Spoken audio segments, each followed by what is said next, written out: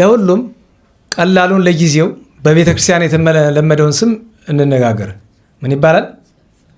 ሰበንማ ግዙ ነው። በፍታ። ጌታችን ባረፈ ጊዜ በምንድን ነው የተገነዘ? በበፍታ አይደለም? በድርብ በፍታ ይለዋል አይደል? ብዙ ጊዜ አካሉ እንትን እንዳይል፣ ብዙ ጊዜ ሰው ከሞተ በኋላ ያንዳንዱ ይደርቃል፣ ያንዳንዱ ላይደርቅ ስለሚችል እንትን እንዳይል በፍታውን ድርብ ያደርጉታል። ከዚያ ሲገነዝ አካሉ ምን ይላል? መጀመሪያ ምን ይደረጋል? በውሃ ታጠባል አይደለም? በነገራችን ላይ የሚታጠብ ምድር ቅር እንዳይላት ነው ነው ወይስ አፈርን የተጠራ ነገር እየላክልን ነው? ልክ እኛ አጥበን እንደምንበላው ምድር አጥባ እንድትበላ ነው አጥበን የምንሰጣት ይመስላችኋል? ለምንድን ነው የሚታጠብ? እንዴት ዋላችሁ? ለምንድን ነው የሚታጠብ? ብዙ ምክንያት አለው፣ ግን ሁለት ምክንያት ልንገራችሁ። አንደኛ ለጊዜው መጥቶ የሚቀበር የት ነው? ቤተክርስቲያን የቆመም ሆነ የሞተ ሳይታጠብ አይገባም አይደለም? ቤተክርስቲያን ሲመጣ እኮ ታጥቦ ነው። ቢቻል ሙሉ አካል ባይቻል እጅ እግር ታጥቦ ነው አይደል የሚመጣ? ለፍጻሜው ግን ንጹህ ነው ለማለት ነው። ማለት ንስሐ ገብቶ ተዘጋጅቶ በደሉን ታጥቦ ሄዷል፣ ወደ አንተ መጥቷል ብለን ለመግለጥ ነው። ቅድም ብያችሁ የለ ለክብሩ የምናደርገው ነገር አለ አይደለም? ኃጥእ ጻድቅ እኛ እንመረምርም። እንግዲህ እነዚያ ነው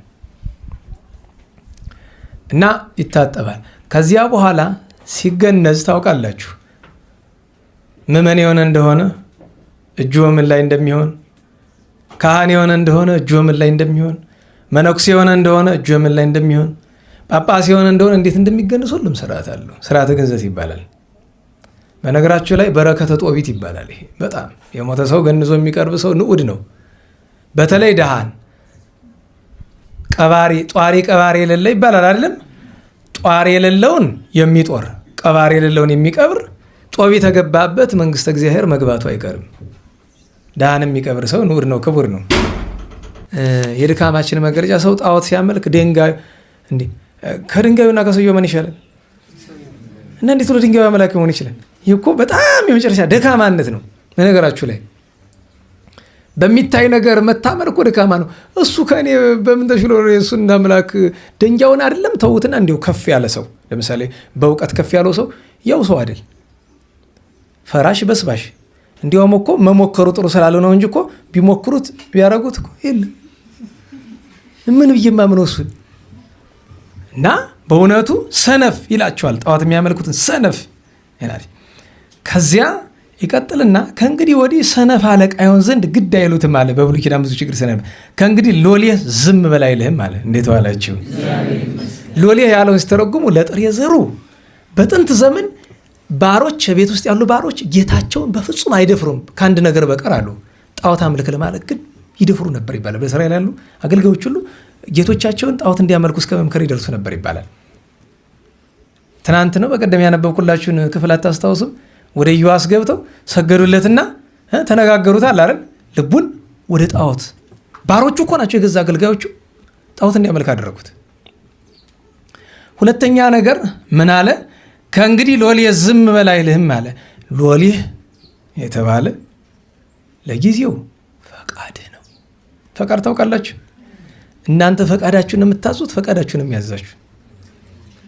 ፈቃዳችን ባሪያ መሆን የለብንም። የስጋ ፈቃድ አየህ።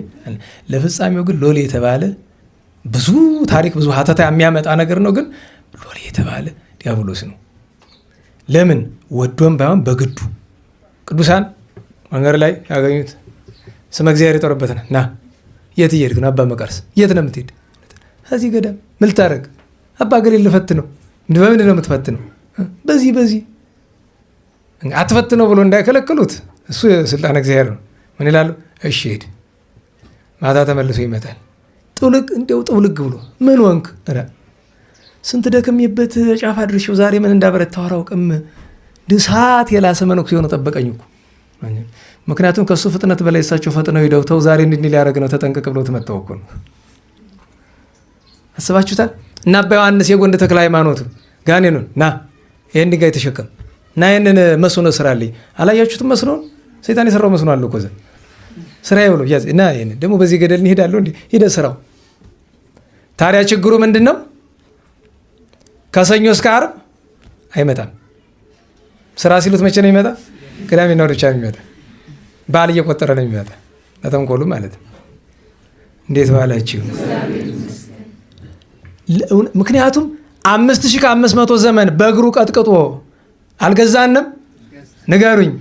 ተራው የማን ነበረ? ነበረ፣ ግን አላወቅንበትም።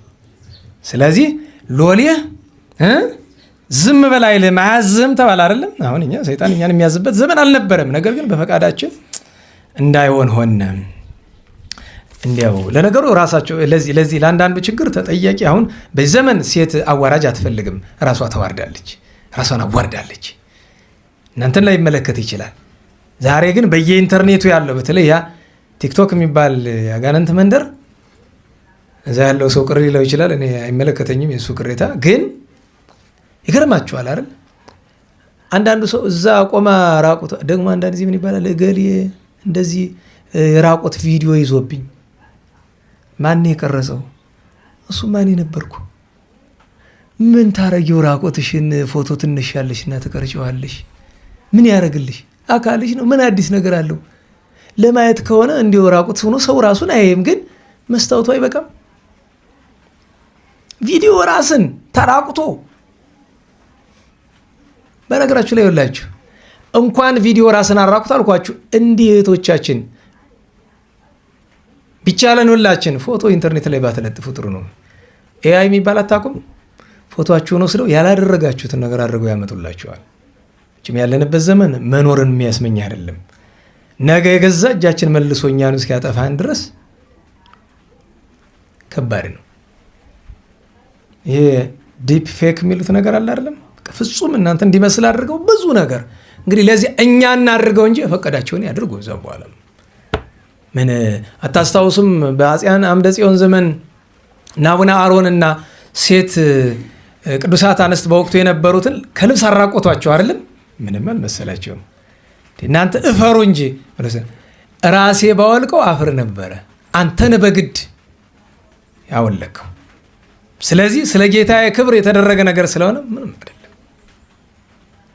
እንዲያውም ጻድቁን እፈር ብሎ ሲላቸው ማፈር ያለብህ አንተ ነህ። እኔን አካሌን ገልጠህ ልታዋርደኝ ሞክረሃል። ነገር ግን እኔ ራቁቱን የተሰቀለ ጌታዬን የማስብበት እድል ነው የሰጠኸኝ። ሁለተኛ ነገር የእኔ ስለተጋለጠ ያንተ ስለተሸፈነ ምንም የተለየ ነገር የለውም። ያንተም ቢያወልቁ ያው ነው፣ ለጊዜው ስልጣን ስለያዝክ ነው ብለውታል፣ ገስጸውታል። በስመ አብ ወወልድ ወመንፈስ ቅዱስ አሐዱ አምላክ። በስመ አብ ወወልድ ወመንፈስ ቅዱስ አሐዱ አምላክ።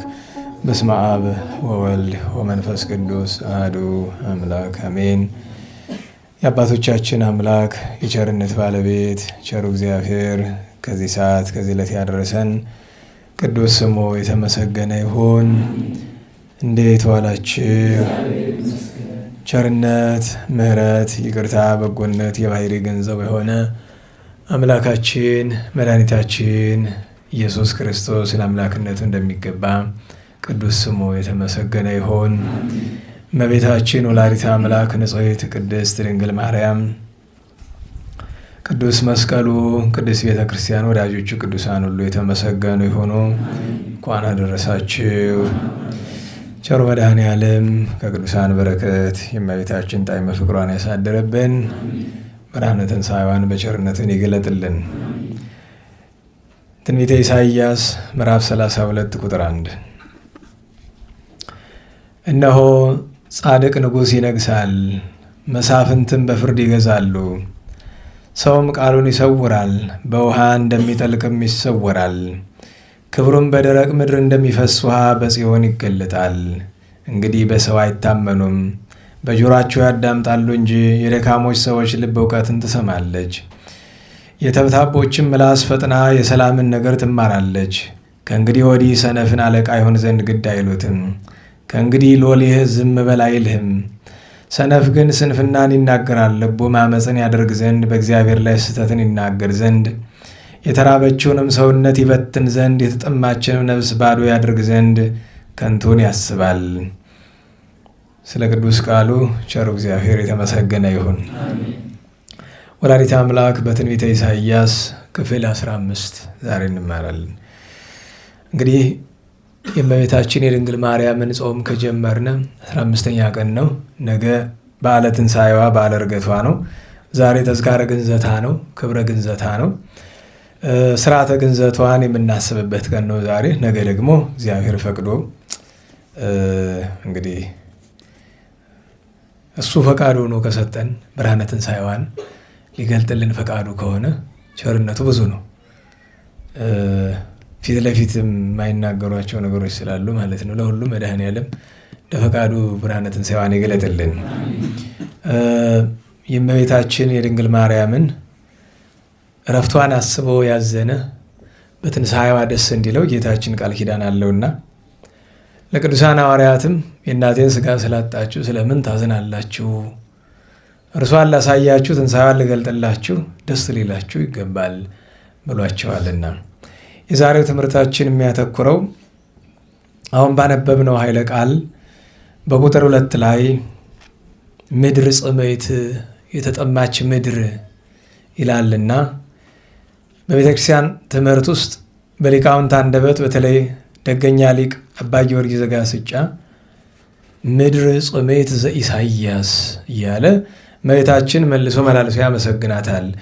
ኢሳይያስ የተናገረልሽ የተጠማች ምድር አንቺ ነሽ ይላልና ምድር ጽምዕት የሚለው የትምህርታችን ርዕስ ይሆናል። ከእሱ አስቀድሞ የዕለቱን ነገር እናስቀድም። ዛሬ ተጋቦተ ሐዋርያት ነው፣ ግንዘተ ድንግል ነው። ቅድስት ንባመሪና አለች፣ ቅዱስ ሎረኒዮስ፣ እናታችን ክርስቲና አለች። ባጭር እናውሳቸው። ምናልባት ማሕሌት የምታድሩ ወንድሙ እህቶቻችን ልትኖሩ ስለምትችሉ እንግዲህ በዚሁ የመጣችሁም ቀላል ነው፣ ግን ቤት ደርሶ ለመምጣት ለሚፈልግ ሰው እንዳይመሽ እንግዲህ እግዚአብሔር ከፈቀደ እናሳጥራለን ትምህርቱን። እንግዲህ የመጀመሪያው የእመቤታችንን ስርዓተ ግንዘትና የሐዋርያትን ተጋቦ መናገር ነው። በየዓመቱ እንደምነግራችሁ የቅዱሳን ሐዋርያት አባቶቻችን እመቤታችን የመገነዛቸው ነገር የተደረገ ጥር 21 ቀን ነው። ታዲያ ጥር 21 ቀን የተደረገውን ነገር ለምንድን ነው ነሐሴ 15 ተዝካረ ግንዘታ የሚለው ለምንድን ነው ቢሉ መታሰቢያውን ለማድረግ ነው። ለዚያውስ ቢሆን የእመቤታችንን ሥጋ ድጋሜ የሰጣቸው ነሐሴ 14 ቀን አይደለ? የዛኑ ቀን ተቀብለው ቀብረዋታል። 15ን ለምን እንዲያለው ቢሉ ጾም ባደረጉ ጊዜ ተጋቦ የሚያደርጉ በ15 ስለነበረ ከዚያ ለማያያዝ ሲል ነው እንጂ እመቤታችን ጥንቱኑ ስርዓተ ግንዘቷን የፈጸሙ ጥር 21 ቀን ነው። ኋላም እንደገና ከ200 ቀናት በኋላ ጌታችን ክቡር ሥጋዋን አምጥቶ ሰጥቷቸው የቀበሯት ጌቴሴማኒ ትናንት በ14 ነው። እንዳልኳችሁ ዛሬ ግንዘቷን ለብቻ ለማክበር እንዲመች የእመቤታችን የግንዘቷ ነገር ትልቅ ነገር ስለሆነ፣ ምክንያቱም የእመቤታችን ብቻ አይደለም እንድታውቁት የሚያስፈልገው ነገር ሰዎች ሲሞቱ ክርስቲያን ከሆኑ ሰው በራሱ ክቡር ነው። ሰው በመሆኑ ብቻ ክቡር ነው። ባሪያ እግዚአብሔር የተፈጠረ ስለሆነ እግዚአብሔር አክብሮ የፈጠረው በጥንተ ተፈጥሮ የፈጠረው በአዲስ ተፈጥሮ ደግሞ የሞተለት ነውና ሰው ክቡር ነው። ከሰው ደግሞ ክርስቲያን ወዲህ ከሥላሴ ልጅነት የተወለደ አንድ፣ ሁለተኛ ሥጋ ወልደ አምላክን ደመ ወልደ አምላክን ተመግቦ የተዋሃደው ነው። መንፈስ ቅዱስ ማደሪያ ነው፣ የክርስቶስ ማደሪያ ነው። የክርስቲያን አካል ክቡር ነው። ኦርቶዶክሳዊ ወይም ክርስቲያን ሲሞት የምናደርጋቸው ነገሮች በአብዛኛው ምልጃና ክብር ናቸው። ለምሳሌ ካህናቱ ካባ ለብሰው ይሄዳሉ። ስለ 2 ምክንያት ነው። አንደኛው ለሥርዓተ ጸሎት ለፍትሐቱ እንዲመች ነው። ምክንያቱም ማኅበረ ጸሎት ሲደረግ ካህናት ያን ሲያደርጉ ካባ መልበስ ስላለባቸው ነው። እግረ መንገዱን ግን የወርቅ ካባ ላንቃ ተለብሶ ያ ምእመን የሚፈታ ለማክበር ነው። ጥላ ይያዛል አይደለም? ፀሐይ እንዳይመታና አይደለም ጥላ የምንይዘው። ድባብ ይያዛል አይደለም? ፀሐይ እንዳይመታና አይደለም። ቅዱሳን ሲያርፉ ግሩማን መላእክት ሁልጊዜ ተድባባተ ብርሃንን ይዘው ይወርዳሉ። የዚያን ምሳሌ ለመግለጥ ነው። ድባብ በነጠላው ነው አይደል? ተድባባት ይላል። ተድባባቱን ይዞ ድባቦችን ይዞ የብርሃን ድባቦች በዚያ አንጻር ነው። ግን እኛ ድባብ ብዙ ይፈራል፣ ደስ አይለውም። ከአስከሬን ጋር የተያያዘ ነገር አድርጎ የሚቆጥረው ፍጹም ክብሯን የሟቹን ክብር የምንገልጥበት መንገድ ነው። ክርስቲያን ስለሆነ እንደሚገባ መኖር አለመኖር ሌላ ጉዳይ ሆኖ ግን ክብሩን መግለጥ ነው። ድባቡ፣ ጽናው ከስርዓት አምልኮ ወይም ደግሞ ከፍትሃቱ ባሻገር ክብሩን መግለጫ መንገድ ነው። እሱ ብቻ ሳይሆን ማንኛውም ክርስቲያን ሲሞት አገናነስ ስርዓት አለው። ስርዓተ ግንዘት የሚባል ነገር አለ። እዚህ በፊትም ከዓመታት በፊት የተማራቸው ይመስለኛል። ማንኛውም ክርስቲያን ሲገነዝ የሚገነዝበት በፍታ ወይም ደግሞ ምንድን ነው የሚባል መገነዛ ጨርቁ ምንድን ነው የሚባል? እንዴት ዋላችሁ? ምንድን ነው የሚባል? አቡጀዲድ አይደል?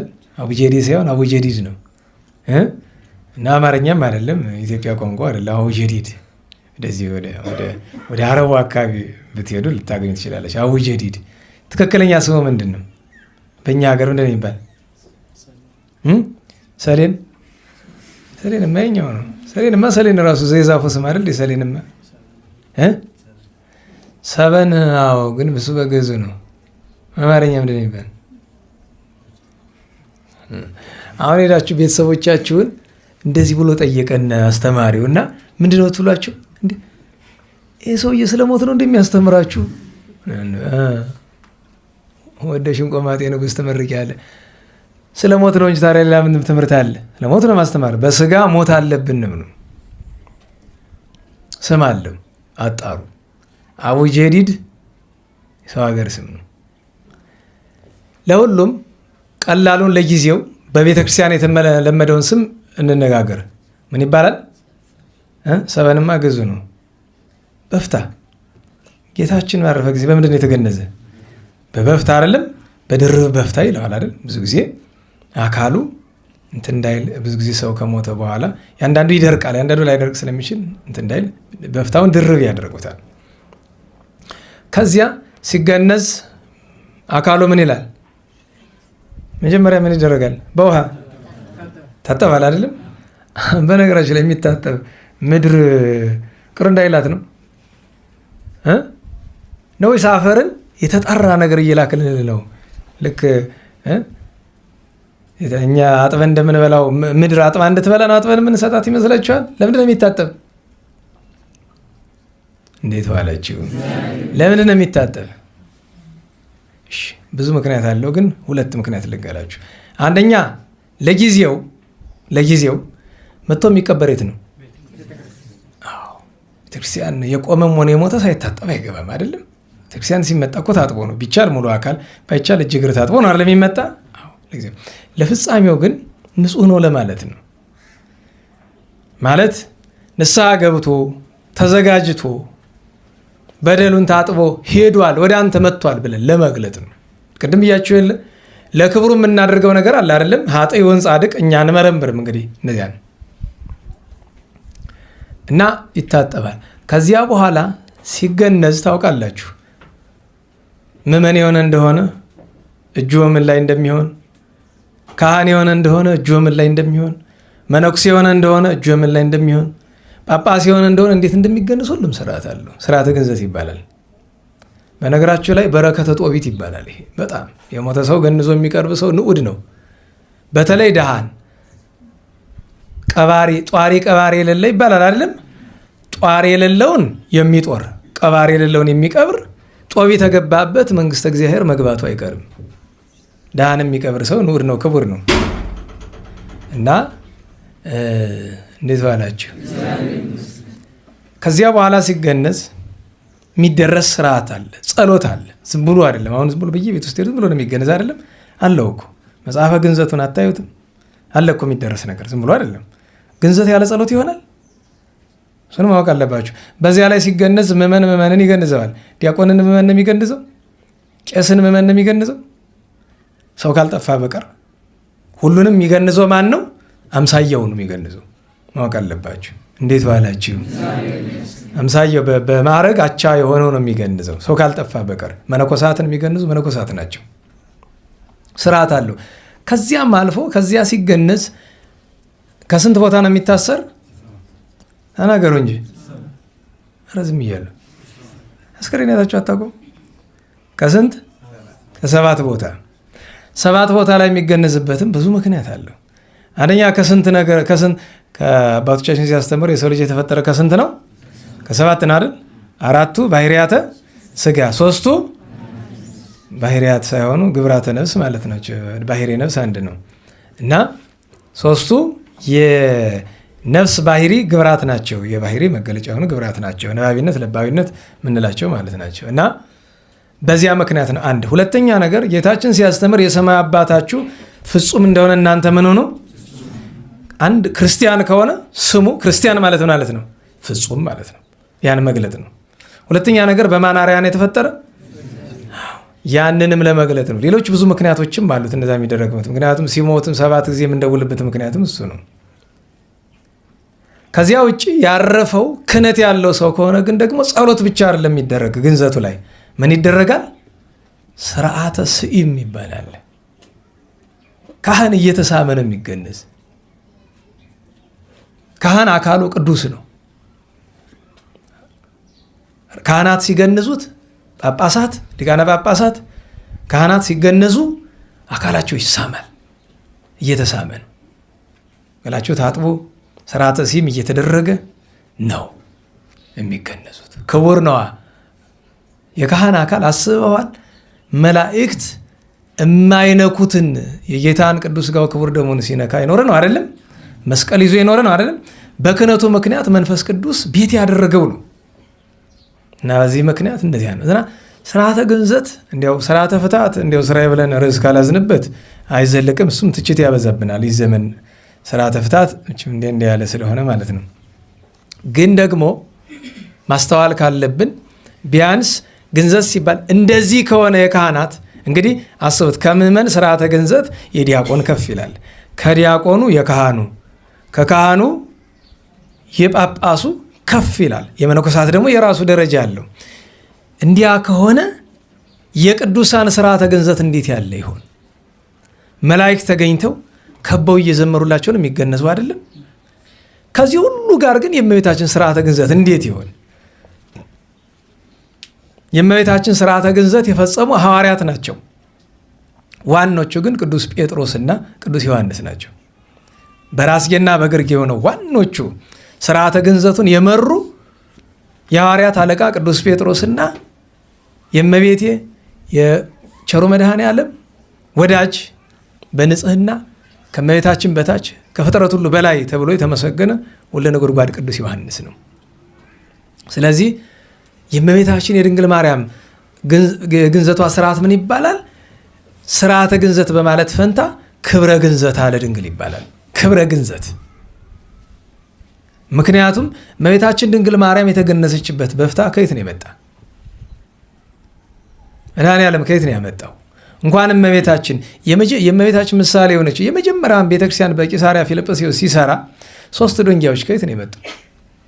እዚያውን ያነሳቸው። በኋላ ስርዓተ ምስዋውን፣ ጻይሉን፣ ጽዋውን፣ እርፈ መስቀሉን፣ መንበሩን፣ ታቦቱን ከምን ያመጣው መድኃኔዓለም? ዝም ብሎ ከዚህ መጣ ሳይለን ይላል። እንደዚህ ያሉትን ነገር ጌታችን አመጣ ነው የሚል እንጂ አመጣ ነው የሚል ከዚህ አይልንም። ረቂቅ ነው ግብሩ። እመቤታችን የተገነዘችበት በፍታው ብርሃን ነው።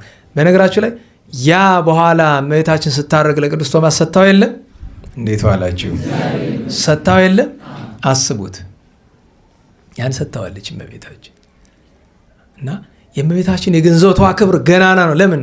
አይላፋት ወርደው ቅዱስ ዳዊት እየዘመረ ዕዝራ እያመሰገነ ሐዋርያት፣ ቅዱሳት አንስት፣ ደናግል በዚያ ወራት በእመቤታችን ያመኑ ሁሉ እዚያ ተሰብስበው ለክብረ ግንዘቷ ምን ይደረግ ነበር? እመቤታችን ስትገነዝ እመቤታችን ካለችበት ከብዙ ሜትር ርቀት በመንገድ የሚያልፉ አይነ ስውራን እስኮ ዝም ብሎ እያለፈ ነው፣ ሳይታወቁ አይኑ ይበራል። ሃንካሳው ቀንቶ ይራመዳል፣ ጎባጣው ይቀናል፣ ጋኔን ያደረበት ሁሉ እየለፈለፈ ይለቃል። ከስንት ርቀት እኮ ነው እንግዲህ። እና ዛሬ እመቤታችን ክብረ ግንዘቷን የምናስብበት ክብረ መግነዟን የምናስብበት ነው። ይሄ መግነዝ ዛሬ ወዴት ነው ያለ? የጌታችን መግነዝ ጣሊያን ውስጥ አለ ይባላል። የእመቤታችን መግነዝ ግን ከዚህ ያለ ለማለት ይቸግራል። ለምን? ቅዱሳን ሐዋርያት በየራሳቸው ወስደውት ምናልባትም እግዚአብሔር ካወቀ ስፍራ በያሉበት ስፍራ ሰውረውት ይሆናል። ለምን? ያንን ለመንካት ያንን ለመያዝ የበቃ ትውልድ እንደማይመጣ ስለሚያውቁት ጌታችን በተወለደ ጊዜ ሰብአ ሰገል የገበሩለት ወርቅ ዕጣን ከርቤ አለ አይደለም? እመቤታችን ለማን ሰጠችው? ለቅዱስ ጴጥሮስ አይደለም? ቅዱስ ጴጥሮስ ለማን ሰጠው? ለቅዱስ ቀሌምንጦስ አይደለም? ቀሌምንጦስ ለማን ሰጠው? ለማንም አልሰጠውም። ለምን? ለኋላው ትውልድ የሚገባ ነገር ስላልሆነ ሰወረው፣ በፍርድ ቀን እስከሚገለጥ ድረስ። ለማን በቀል ሊሆን? ለእስራኤል። አሕዛብ እንኳ አምነው 2 ዓመት ተንገላተው መጥተው ሲሰግዱለት እስራኤል ለሱ ያደረጉት ብቸኛው ነገር ሰቅሎ መግደል ነው። ፍርድ ይሆንባቸዋል። እና ልክ እንደዚያ የእመቤታችን ለሁሉም በአጭር እናደርገው። ቅዱሳን ሐዋርያት አንድ ተጋባዎታቸውናል። ተጋባው ብለን ስንል አንድ ለእመቤታችን መጀመሪያ ለዕረፍቷ ለግንዘቷ፣ ኋላ ደግሞ ድጋሚ እንደገና ደግሞ ስጋዋን ተቀብለው እንደገና በክብር ገንዘው እንደገና ለመቅበር፣ ከዚያ በሶስተኛው ደግሞ ትንሣኤዋን ለማየት። ከዚያ በኋላ በየዓመቱ ጊዜ በነሐሴ 15 ተጋቦ ያደርጉ ነበር ይባላል። ደመና እየጠቀሱ እየመጡ ያንን ያደርጉ ነበር። ታዲያ ዛሬ የእመቤታችን ግዘት ስናስብ 2 ስፍራዎችን ግድ እናስባለን። አንደኛ ጽርሐ ጽዮን። ጽርሐ ጽዮን ማለት እመቤታችን ድንግል ማርያም በክብር የተገነዘችበት ስፍራ ነው። ሁለተኛ ጌቴሴማኒን። ዛሬ በብዙ ጸዋቱ ጌቴሴማኒ ይነሳል አይደለም? በመልክዓ መልክ ድርሰትም በሌላም ጌቴሴማኒ ይነሳል። በለኖሃ መሩ ላይም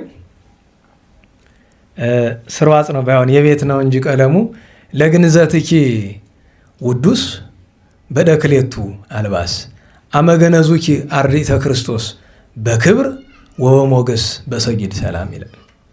ከዚያ ቀጥሎ ለመቃብርኪ ሶብዬ ለጌቴሴማኒ በመረባ ጌቴሴማኒ ስለ ስጋኪ ምስካባ እግዝእትየ ስሂነ ሳባ በሰጊድ ሰላም ይላል። ይባላል ቀርቷል? ይባላል አይደል? የቤት ነው፣ በወንበሩ የሚገኝ ቀለም አይደለም። እና ለሁሉም እመቤታችን ድንግል ማርያም ክብረ ግንዘቷ ገናና ነው። ከክብረ ግንዘቷ በረከት ያሳድርብን። የቅዱሳን ሐዋርያት ጌቶቻችን አባቶቻችን በረከት ያሳድርብን። እንግዲህ ቅዱስ አባታችን በጊዜው በወጣት ዕድሜ የነበረ ሊቀ ዲያቆናት የነበረ በሮም መንግስት ዘመን በዘመነ ሰማዕታት ቅዱስ ለውረኒዮስ ነው። ለውረኒዮስ ቅዱስ ለውረኒዮስ በዲቁናው ተመሰገነ። በሊቀ ዲቁናው የቤተ ክርስቲያን መዛገብትን በስርዓት የጠበቀ ሳይሰርቅ፣ ሳይሰስት፣ ሳይደብቅ በንጹህ ያገለገለ የመከራው ዘመን ሲመጣ እርሱ መከራ መቀበል ብቻ ሳይሆን ሊገድሉት እስር ቤት ሲያስገቡት ብዙዎችን ያሳመነ፣ አንድ አይነ ስውር አግኝቶ እዚያ አሳዝኖት ዓይንህ እኮ ሊበራል ይችላል ይለዋል። እንዴት? በክርስቶስ ብታምን ብትጠመቅ የተጠመቅህ ጊዜ ዓይንህ ይበራልሃል አለው። እሺ እጠመቃለሁ አለ። እዚያ በታምራት ውሃ አፍልቆ በል ተጠመቅ አለው። በአብ በወልድ በመንፈስ ቅዱስ ስም ቢጠመቅ ያ ማየገቦ ሲነካው ዓይኑ በራለት። በጌታችን አመነ። በዚህ ምክንያት ብዙዎቹ አመኑ። እሱን ግን ጥርሱን በደንጃ ቀጥቅጦ ያረገፈበት ጊዜ አለ። በእሳት ያቃጠለበት ጊዜ አለ። ብዙ አሰቃይቶት ሰማዕትነት ተቀብሏል። በረከቱ ይደርብን። ሌላኛዋ እናታችን ሰማዕት ቅድስት ክርስቲና ናት። ወለተ ረባኖስ። ረባኖስ የሚባል የአረመኔ መኮንን ልጅ የነበረች በዘመነ ሰማዕታት በ290ዎቹ አካባቢ የነበረች ቅድስት ሰማዕት ናት። በሶሪያ በአንጾኪያ መንግስት በጣም የተመሰገነ ስም ካላቸው ቅዱሳት አንስት አንዷ እሷ ናት። ማንም ሳይሰብካት እንደ አብርሃም እንደ ሙሴ ጸሊም በመንፈስ ቅዱስ አጋዥነት መሪነት ወደ ጌታችን ለምና አምና የአባቶን ጣዖቶች ሰብራ ከ3 ነገስታት መኳንንት መከራ ተቀብላ ጥምቀት ስላልተቀበለች ሊገሏት ብለው በራግናት ይላል አይደለም፣ እንደ ጀልባ ታንኳ በሚመስል ነገር ወስዶ ባህር ውስጥ ቢያሰጥማት ጌታችን መጥቶ ከዚያ አወጥቶ ራሱ በእጁን ያጠመቃት። ሌላ ካህን አይደለም ያመጣት፣ ራሱ በእጁ ያጠመቃት። በቁርባን ሰዓት ደግሞ ጥምቀቱ በኋላ ቁርባን ማን አመጣላት? መልአኩ ቅዱስ ሚካኤል አይደል? በጉጠት ይዞ ቅዱስ ሥጋው ክቡር ደሙን አቀበላት። ለሞቷ የተደገሰላት የባሕር ስጥመት ጥምቀት ሆነላት። አባቷ ከመበሳጨቱ የተነሳ ብዙ ነገር አድርጓታል። ካደረጋቸው ነገሮች መካከል አንደኛው እሷን እጅግ ስለት ባላቸውና በሚሰነጣጠቁ ጅራፎች መግረፍ ነው። ሲገርፋት አካሏ ሲሰነጠቅ የወጣ ደም ሳይሆን ምን ነበር? የመዓር ወለላ ነበረ። ታምራት ይባላል። ይሄ የማዕር ርጉሬ የሚለው እሱን ነው። በዓለም በኃጢአት በዝሙት ጎሮሯችን ብዙ ምርር ይላል። መምረሩ አይታወቀንም።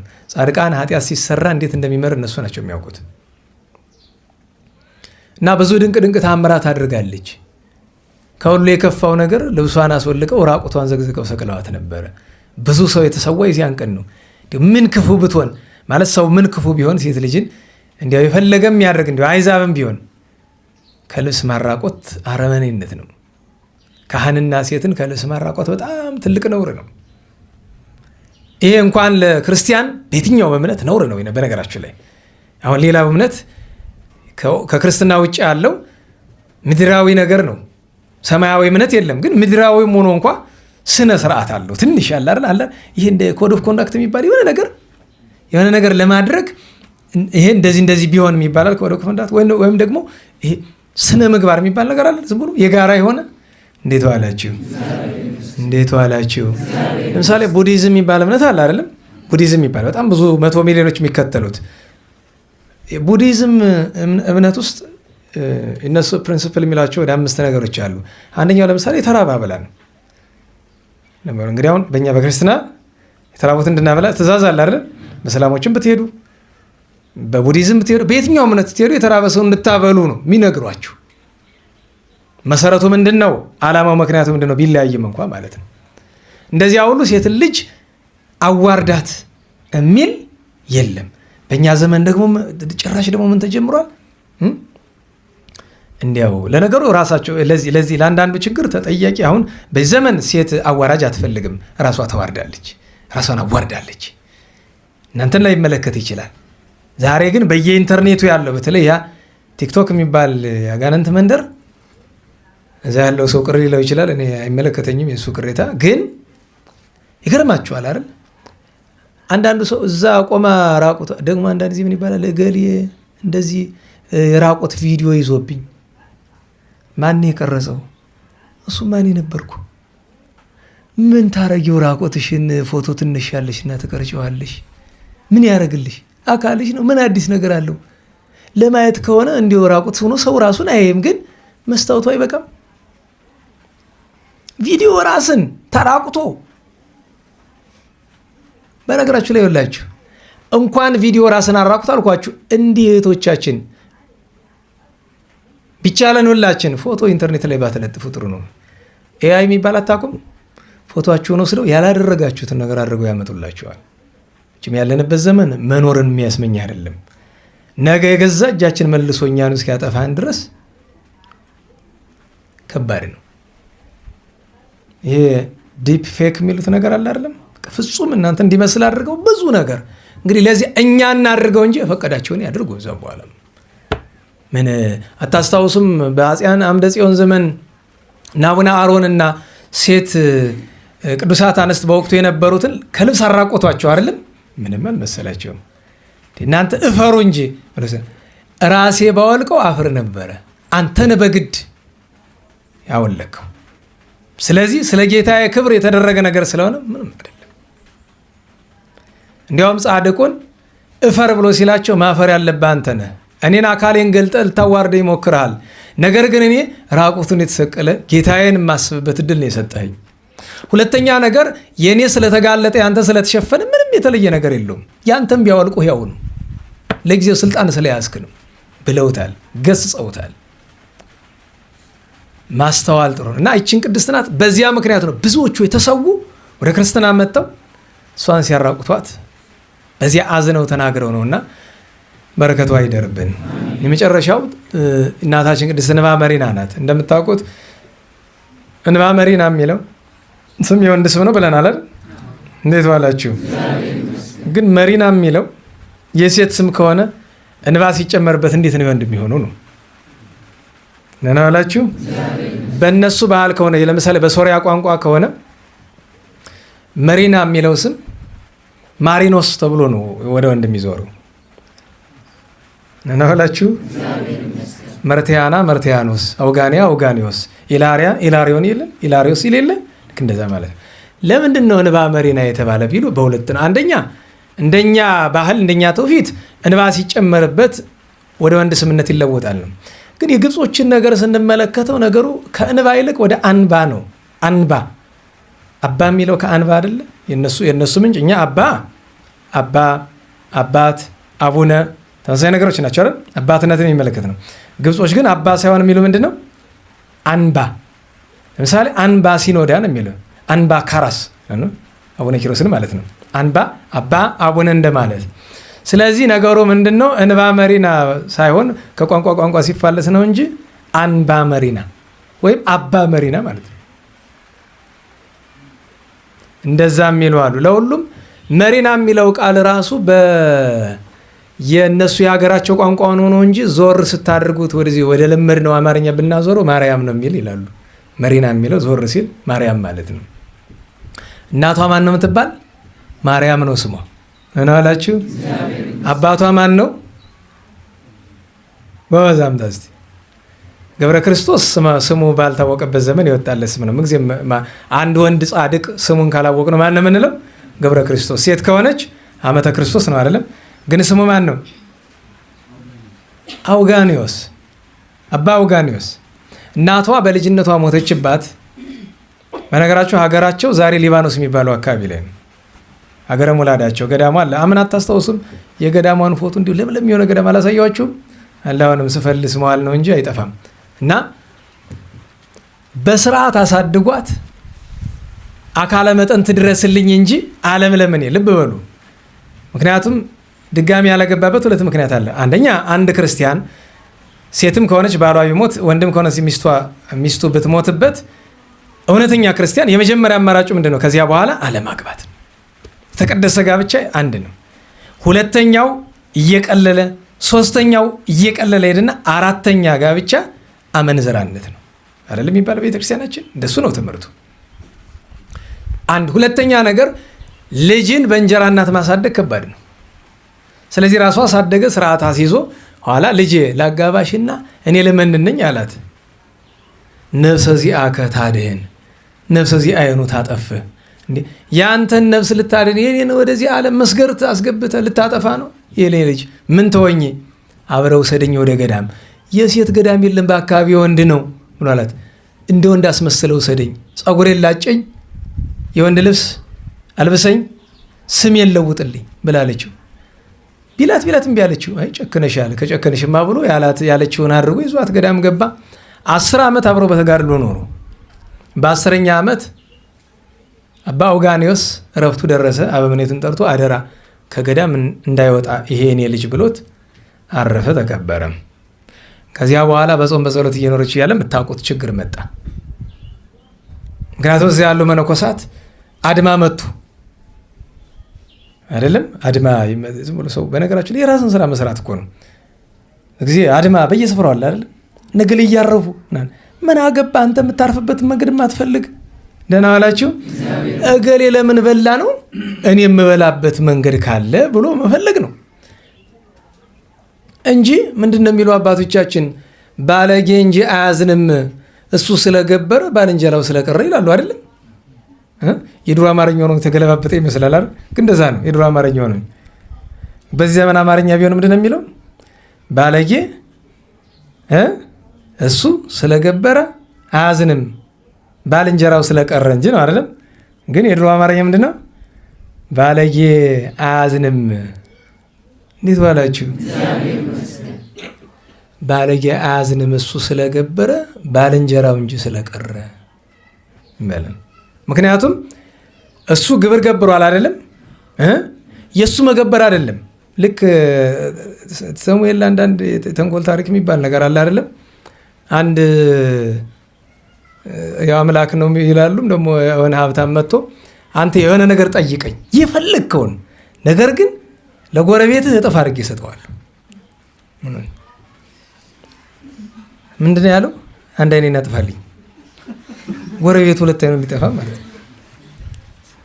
ይሄ በነገራችሁ ላይ ፈጠራም ይሁን ሀቅም ይሁን በትክክል ግን የሚገልጠን ነገር ይመስለኛል። አስቡት። ለምን 1 ሚሊዮን ቢል ያኛው 2 ሚሊዮን ሊያገኝ ይሄ ነው በቃ። እና ምቀኝነት የራሳቸው የማይሰሩ ደግሞ መነኩሴ የሆኑ ደግሞ ምቀኛ ተውታ። ይሄው ጎረምሳ አይደል ይሄ መነኩሴ።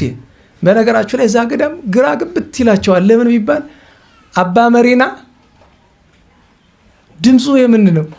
የሴት ደግሞ ምን የለውም ፂም የለውም። እና ቢጨንቃቸው መጀመሪያ ላይ የነበሩ መነኮሳት ህጽው መሆን አለበት ጃንደረባ ነው በቃ ብለው አሉ። ኋላ ግን የገድሏን ብዛት ሲመለከቱ ምንድነው የሚለው? ይተዋስቡ ወይትባሃሉ ድቁቅ አሉ እንተጸምዶቱ ብዙ ወፍድፉድ ገድሉ። ጾም ጸሎት ስለሚያበዛ ነው እንደዚህ ሆነ ደግሞ ያሉ አሉ።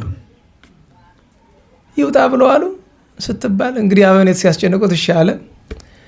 ወጣች። እዚያ ስራ ሲሰሩ ካለበት ቦታ አንድ ጎልማሳ ይላል አይደለ? የእሷን ገድል በሚናገሩ ታሪኮች ላይ ወታደር ነው ይለዋል።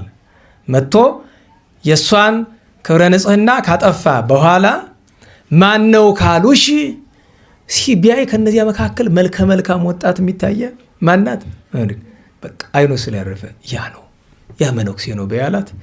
እሷም ጽንሷ ሲታወቅ ማን ነው ሲላት አባቷ እንግዲህ አባቷ በአንዳንድ ምንጭ የገዳሙ ሞፈር ቤት በረኛ ነው ጠባቂ ነው ይባላል። በአንዳንዱ ደግሞ ባለጠጋ ሆኖ ገዳሙ የሚተባበር ነው ይባላል።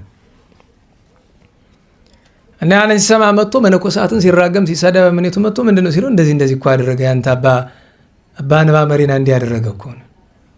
እና በአንድ ሰው ምክንያት መነኮሳትን አትስደባቸው እኔ እሱን እቀጣዋለሁ ብሎ አስጠርቶ ሲረግማት ሲሰድባት ምን እንደሆነ አልገባትም። እዛ ቀና ብላ ምንድነው ጥፋት ነገራት። ለጊዜው አይ ሴት ነኝ ብትል ገዳም ውጭ ሊመጣ ነው። በነገራችሁ ላይ ለጊዜው ነው። እንዴት ባላችሁ ሴትና ወንድ አንድ ገዳም ይኖራል አይኖርም። ውጭ ሊመጣ ነው። እዚህ አካባቢ ደግሞ የሴት ሌላ ገዳም የለም። አንድ ለፍጻሜው ግን የዛን ሰው ንስሐ መውሰድ ፈለገች። ምን እሷ በወሰደችለት ንስሐ ባይድንም እንኳ ባላደረገችው አደረገች ተብላ የለ። ስለዚህ እሱ ሊቀጣ የሚገባው ነው እሷ የተቀጣችው። ወጣትነት አሳስቶኝ ነው ይቅር በለኝ አለችው። ብቻ የሚረግማትን ረግሞ ከገዳሜ ውጭልኛል። ኧረ የፈለግከኝን ቅጣኝ እዚህ ላይ እምቢ ብሎ አባረራት። አልቀረላትም አይደል? መባረሩስ አልቀረላትም። ከዚያ ግን እኔ የሚገርመኝ ነገር አቤት መድኃኒዓለም አንዳንድ ጊዜ አሁን እዚህ ጉባኤ እንደ በቀደሙ ኩታራ ውጣ ተብለህ ብትባረር ምንድነው የምታደርግ? መጀመሪያማ ፌስቡክ ነው። በነገራችን ላይ ድሮ ተማሪዎች የነበሩ ዛሬ የሚሳደቡ ሰዎች አሉ አይደል? ድሮ ምናምን እንደዛ የሚሆነው እና አስታውሳለሁኝ። አንተ እኮ ነህ ለዚች ሀገር ያለላት ትላለች አንድ ሴትዮ። ኧረ እባክሽ ማሪኝ፣ እቺ ሴትዮ ግን የተጣላችኝ ቀን እያልኩ በቃ ያን ቀን ነው የምጠብቅ። ኋላ አንድ ቀን እሷ የምትወደውን ሰባኪ ነካሁባት። ሜሴጅ ላከችልኝ። አንተም ሰው ነህ ደግሞ አረ በቀላል መራኛለች በዱላ ማለት ለምን ቢባል በነገራቸው ላይ ያውኑን የሚሻል መጥፎ የትኛው ነው? ያኛው ሐሰት ነው። ያኛው ዝም ብለህ መጠበቅ ዝም ብሎ ሆነ እዚህ አንዳችሁ የሆነው እንዳግንቷችሁ ባለም አንደኛ ቆንጆ እኮ አንቺ ነሽ ምናምን ሲልሽ ምንድነው መልሱ? ዶሮውን ሲደልሏት በመጫኛ። አሁን ለዶሮ ክራንሶ ነው በመጫኛ እንደዛ ነው መልሱ። እሺ ውሸት ነው።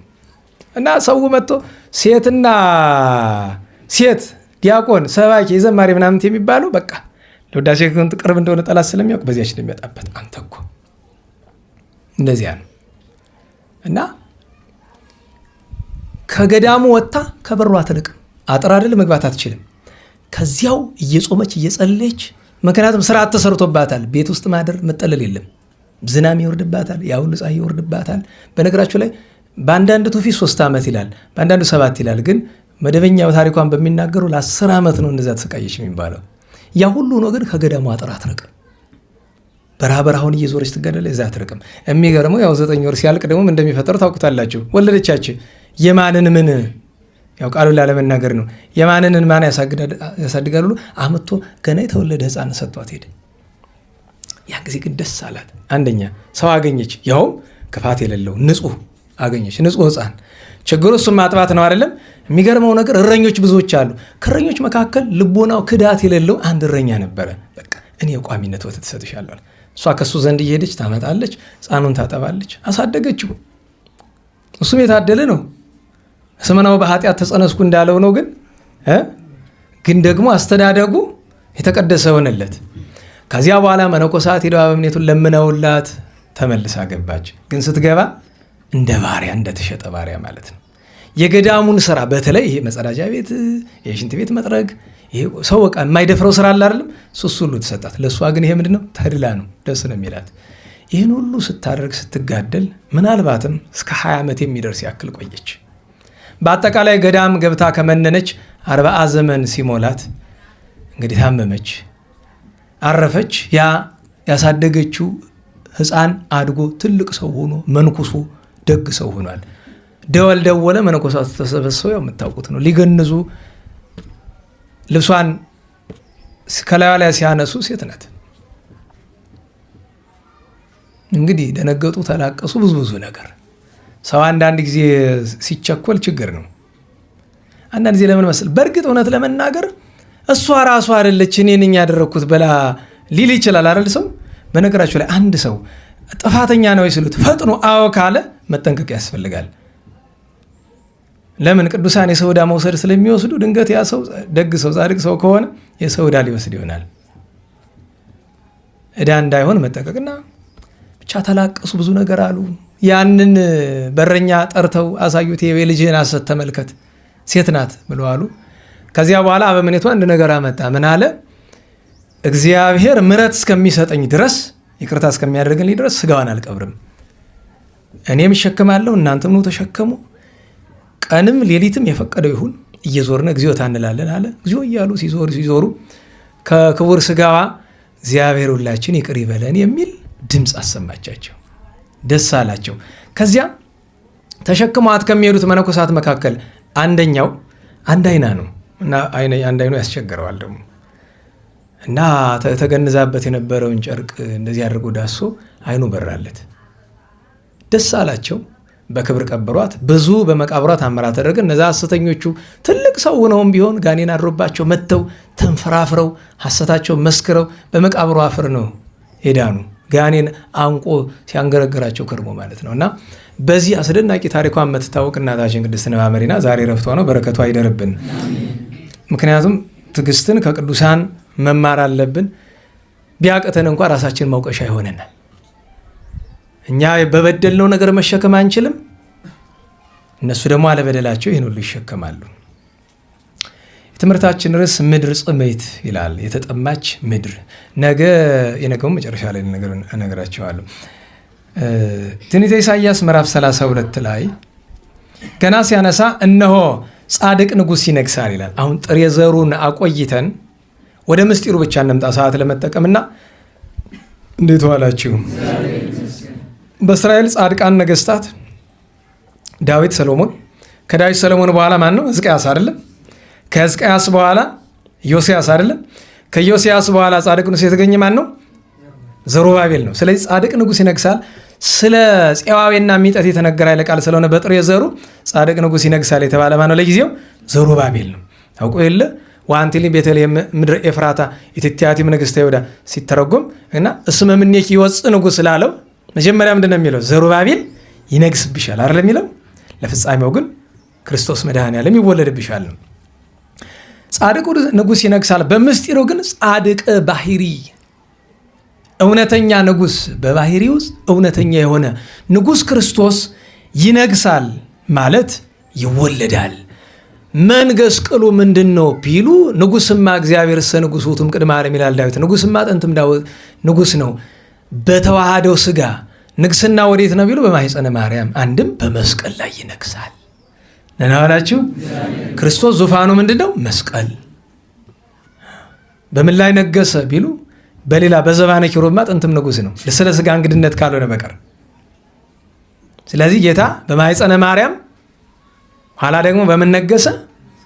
በመስቀል ላይ። መሳፍንትም በፍርድ ይገዛሉ አለ። በፍርድ ከሚል በእውነት ቢል ይሻላል። በእውነት ይገዛሉ አለ። መሳፍንት ያለውን ጥንትኑ በዘሩባቤል ዘመን ደና መሳፍንት ይነሳሉ። መቼስ ንጉሱ ጥሩ ሲሆን ዳኛውም ደህና ይሆናል አይደለም? እንደዚያ ለፍጻሜው ግን መኳንንት ወይ መሳፍንት የተባሉ እነማን ናቸው? ጌታ በመስቀል ነገሰ። መሳፍንቱ እነማን ናቸው? አረ ጎበዝ ምነው እንዳትሉ ደግሞ የዘመን ሰው አስቸጋሪ። አንዱ ቪዲዮ ላከልኝና ችግር አይደል ያቺ ለመድካት በነገራችሁ ላይ ትክል ድንጋይ ታች አርማጮ ስትሄዱ ታቦት ሲወጣ ሽማግሌ ሁሉ ተሰብስቦ አዲስ አበባ ያበባል ገና ነው። እኔ ታቦቱና አዲስ አበባ እንደሚያገናኛችሁ የሚገርማችሁ ነገር ይሄ ጭፈራ በአጤ ምኒልክ ፊት የቀረበ ጭፈራ አዲስ አበባ ስትመሰረት ለአዲስ አበባ ላይ አዲስ አበባ በደንብ እየተስፋፋች ስትሄድ እኮ በአጤ ምኒልክና በእቴጌ ጣይቱ ፊት የቀረበ ጭፈራ እኮ ነው እንድታውቁት፣ በታሪክ አለ እኮ። ከዛን ጊዜ ጀምሮ ይኸው መቼስ ለገጠር ሰው ለባል ሀገር አንድ ነገር አስይዙት አይለቀው፣ በቃ አለቀ። ክፉም ሆነ በጎ ይዞት ነው የሚኖር። ታዲያ ለገጠር ሰው የምትሰጡትን መጠንቀቅ ነው፣ አጣርቶ በደንብ ንጹሐን መስጠት ነው። እዚያ በኋላ አይለቅም፣ ያችኑ ይዞ ነው የሚኖር። ዘወር በል ነው የሚልህ። እዛ በኋላ ጳጳስ ስትመጣ ምን ብትመጣ የለም ተው፣ የድሮ የመጣችሁን ነው የሚፈልግ እሱ። አዲስ አበባ ያበባል ገና ነው በቃ። እና ትንሽ እንዲያውና ጎበዝ እየስላችሁ ሌላ እንዳትሉ ብዬ ነው። እና አምጡ እንጂ ምንድነው ነገሩ? አሁን ክርስቶስ መድኃኔዓለም በመስቀል ነገሰ አልን። መሳፍንቱ ማን ናቸው? የሱ ሐዋርያት። እንዴ በምን ይገዛሉ አለ? በእውነት ይገዛሉ። ዓለምን እኮ ገዝተውታል አይደለም? 12 ዛሬ መስዋዕቱ ምንድነው? አልቦ ነገር አይደለም? ውስተ ኩሉ ምድር ወፃ ነገሮሙ አለ። በመላው ዓለም ትሑታኑ ነው ክርስቲያን ስለሆኑ ነው እንጂ እኮ ይሄ ሁሉ እነሱን ያሰቃያቸው የነበረ ሰው አቅም አለው? ጰራቅሊጦስን ምንድን ነው ያደረጉት? እነ ሙሉ ሰራዊቱ ባየር ሰቀሉት። በነገራችሁ ላይ በገመድ አይደለም፣ ምክንያቱም ሰው መጥቶ ሊፈታው አይችልም። በሌጊዮን የሚነጹ በነፋስ የሚሰቅሉ እኮ ናቸው። ባለሙሉ ስልጣን አምባሳደር ሲባል ትሰማላችሁ? ባለሙሉ ስልጣን የፈለገውን የሚያደርግ ማለት ነው። እንዲሁም ይሄ ምድራዊስ ብዙም አቅም የለውም፣ ያው ከላይ የሚታዘዘውን ብቻ ነው። ባለሙሉ ስልጣን ማዕረጉን መናገር ነው። ቅዱሳን ሐዋርያት ግን ትክክለኛ ባለሙሉ ስልጣን፣ ምክንያቱም ሙሉ ስልጣን ይስጣቸው። ምንድን ነው ያላቸው? ሙታነ አንስኡ። እንዴ መስፈርት እኮ አላስቀመጠላችሁ። በቃ የሞቱትን አንሱ፣ አጋንንት አውጹ፣ ለለምጽ አንጽሁ፣ ድውያነ ፈውሱ ብሏቸዋል እኮ። ከዚያ ሙሉ ስልጣናቸው የምታውቁት እኮ ማድረግ ከፈለጉ ሐናንያና ሰጲራን ቅዱስ ጴጥሮስ በምንድን ነው የገደላቸው? በግብረ ሐዋርያት ምዕራፍ 5 በምንድን ነው የገደላቸው? ሞቱ የሚል ቃል እንኳ ካፋ ወጥቷል። በሐልዮ እኮ ነው የቀጣቸው። ይህ እኮ ረቂቅ ስልጣን ነው። በነገራችሁ ላይ በሐልዮ ነው እኮ በሞት የቀጣቸው ሁለቱንም። መሳፍንት እነሱ ናቸው። በነገራችሁ ላይ መሳፍንቱ ደግሞ ዛሬ ግንዘታ ስንል እመቤታችን ጌታችን ንጉሠ ነገሥትን እመቤታችን ንግሥት እናላል። ንግሥተ ሰማይ ንግሥተ ፍጥረት ናት አላል። ወይም በኢትዮጵያ አማርኛ ቴጌ ይላል በትርጓሜ ወትቀውም ንግሥት በየማንከ አይደለም ቴጌይቱ አለ። በአንዳንድ ሀገር ንግሥት ትባላለች አይደለ? ከንጉሥ ቤተ መንግስት ያለች የንጉሥ እናት በአንዳንድ ሀገር ንግሥት ትባላለች። በአንዳንዱ ሀገር ማን ነው ትባል? ቴጌ ትባላለች። እና ቴጌይቱ እና እነዚህ የቴጌይቱ ሎሌዎች ናቸው። የንግሥቲቱ የእመቤታችን መሳፍንቱ።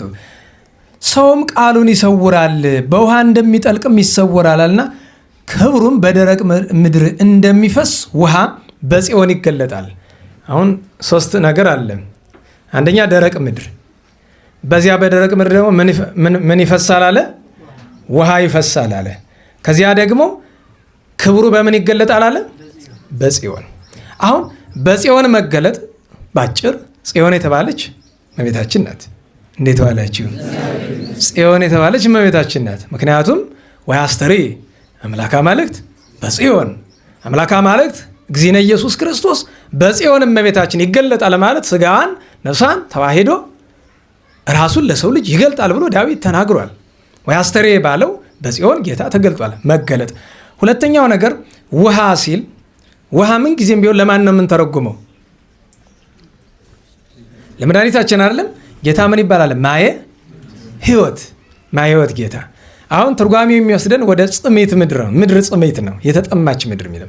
የተጠማች ምድር የሚለውን ለመጀመሪያ ለቤተ ክርስቲያን፣ መጀመሪያ ለምእመን፣ ሁለተኛ ለቤተ ክርስቲያን እንተረጉማለን። ምእመን ሲባል ይገባቸዋል ምን እንደሆነ? ምእመን ምን ማለት ነው?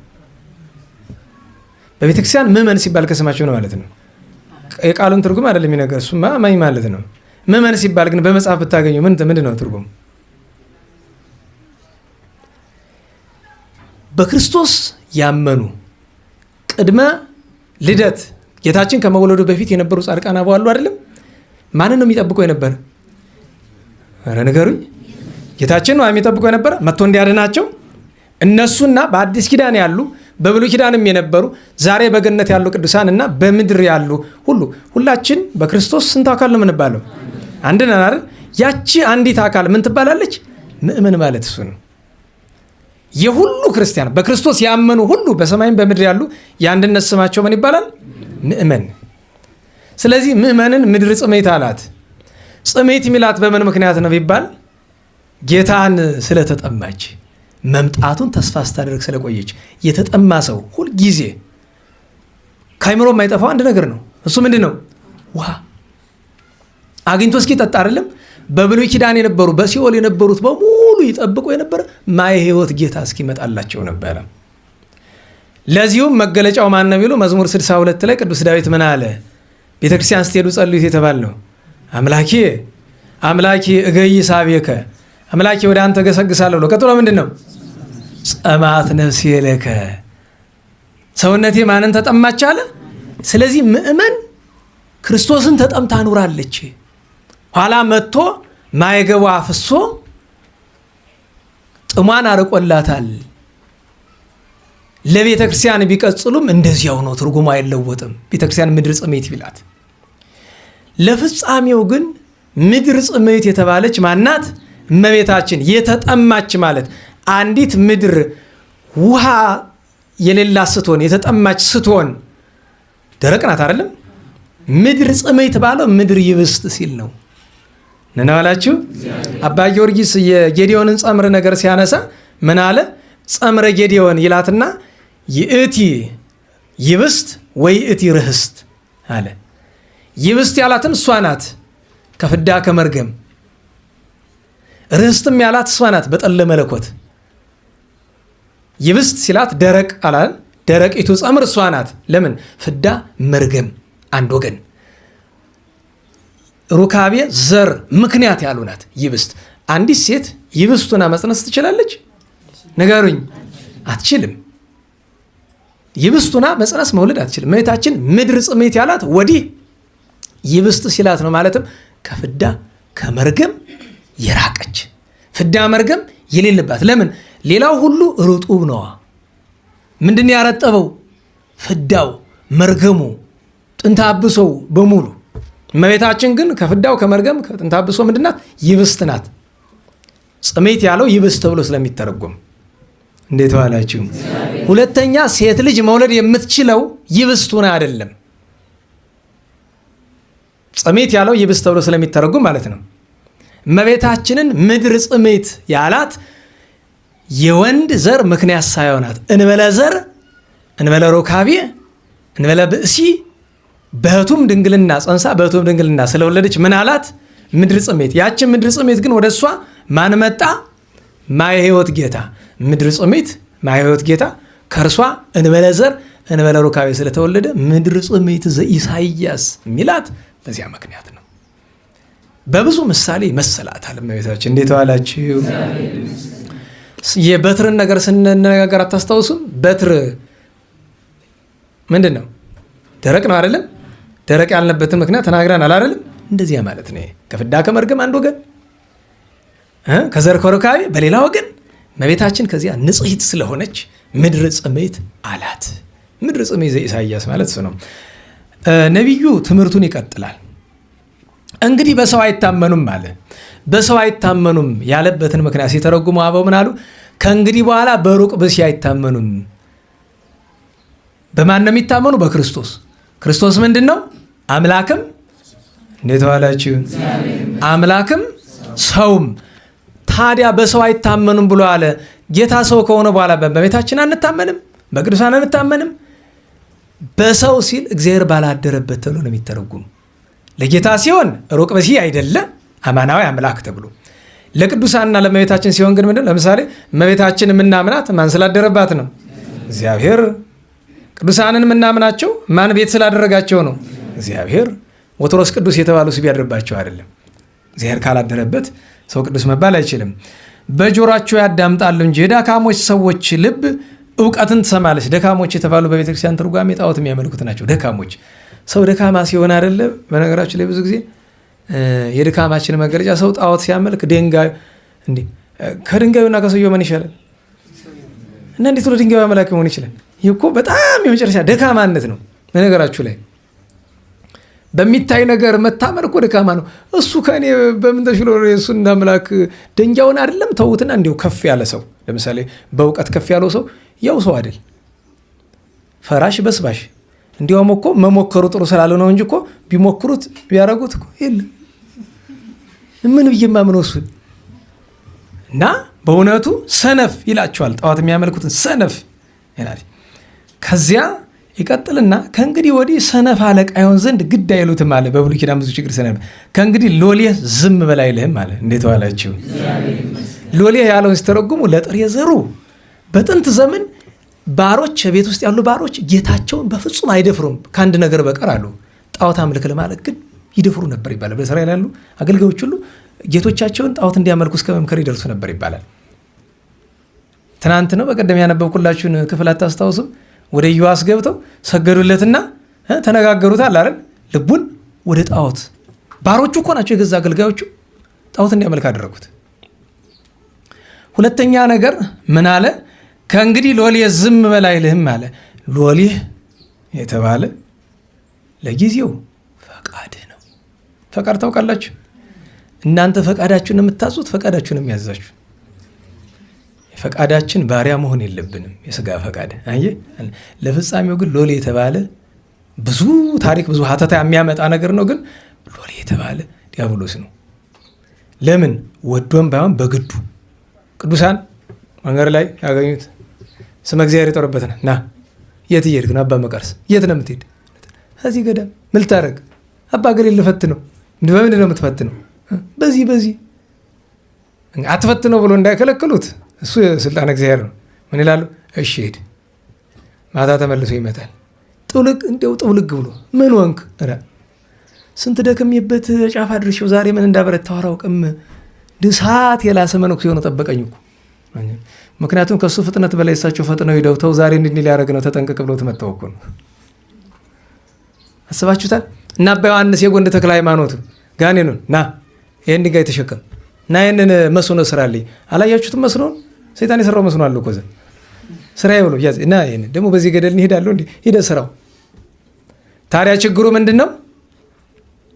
ከሰኞ እስከ ዓርብ አይመጣም። ስራ ሲሉት መቼ ነው የሚመጣ? ቅዳሜና እሑድ ብቻ ነው የሚመጣ። በዓል እየቆጠረ ነው የሚመጣ። ለተንኮሉ ማለት ነው። እንዴት ባላችሁ? ምክንያቱም 5500 ዘመን በእግሩ ቀጥቅጦ አልገዛንም? ንገሩኝ። ተራው የማን ነበረ?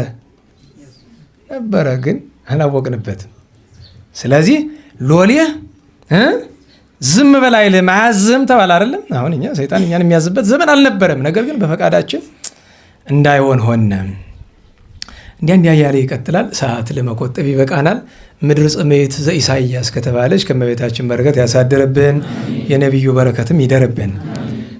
ተአምር የግንዘቷን ነገር ካነሳን የእመቤታችን ግንዘት ቀን እዚህ በፊት የምናውቀው ተአምር ነው። ግን እናስታውሰው ስለ ታውፋንያ ነው። እንግዲህ እመቤታችን ድንግል ማርያም በምትገነዝበት ጊዜ ምቀኝነት አይተዋቸውም እና አይሁድ ከመካከላቸው በጣም ጎበዝ የሆነ እንደ ሁሉ ነገር በጡንቻ ይመስላቸዋል መሰለኝ እሱን መርጠው በልጇ ምክንያት እንዲህ ስንሰቃ ይኖረናል። አሁን ደግሞ እሷን እንዲህ እያሉ ሊያስቸግሩን ነውና ያለን አማራጭ ተነሳች እንዳይሉ ያለው አማራጭ እንዳትቀበር ማድረግ ነው። እንዳትቀበር የምናደርገው ደግሞ ላቲ ስብሐት ስጋዋን እንዳቃጥል በቃ እዚያ እንረፈው ብሏሉ። እና ምን ችግር አለ ደግሞ ለሐዋርያት? ምክንያቱም ጾም ጸሎት ያደከማቸው ናቸው ብሎ የሚያስብ ሄደ። ተራምዷቸው አልፎ የእመቤታችን ሀዘ አራታ ይላል አይደል?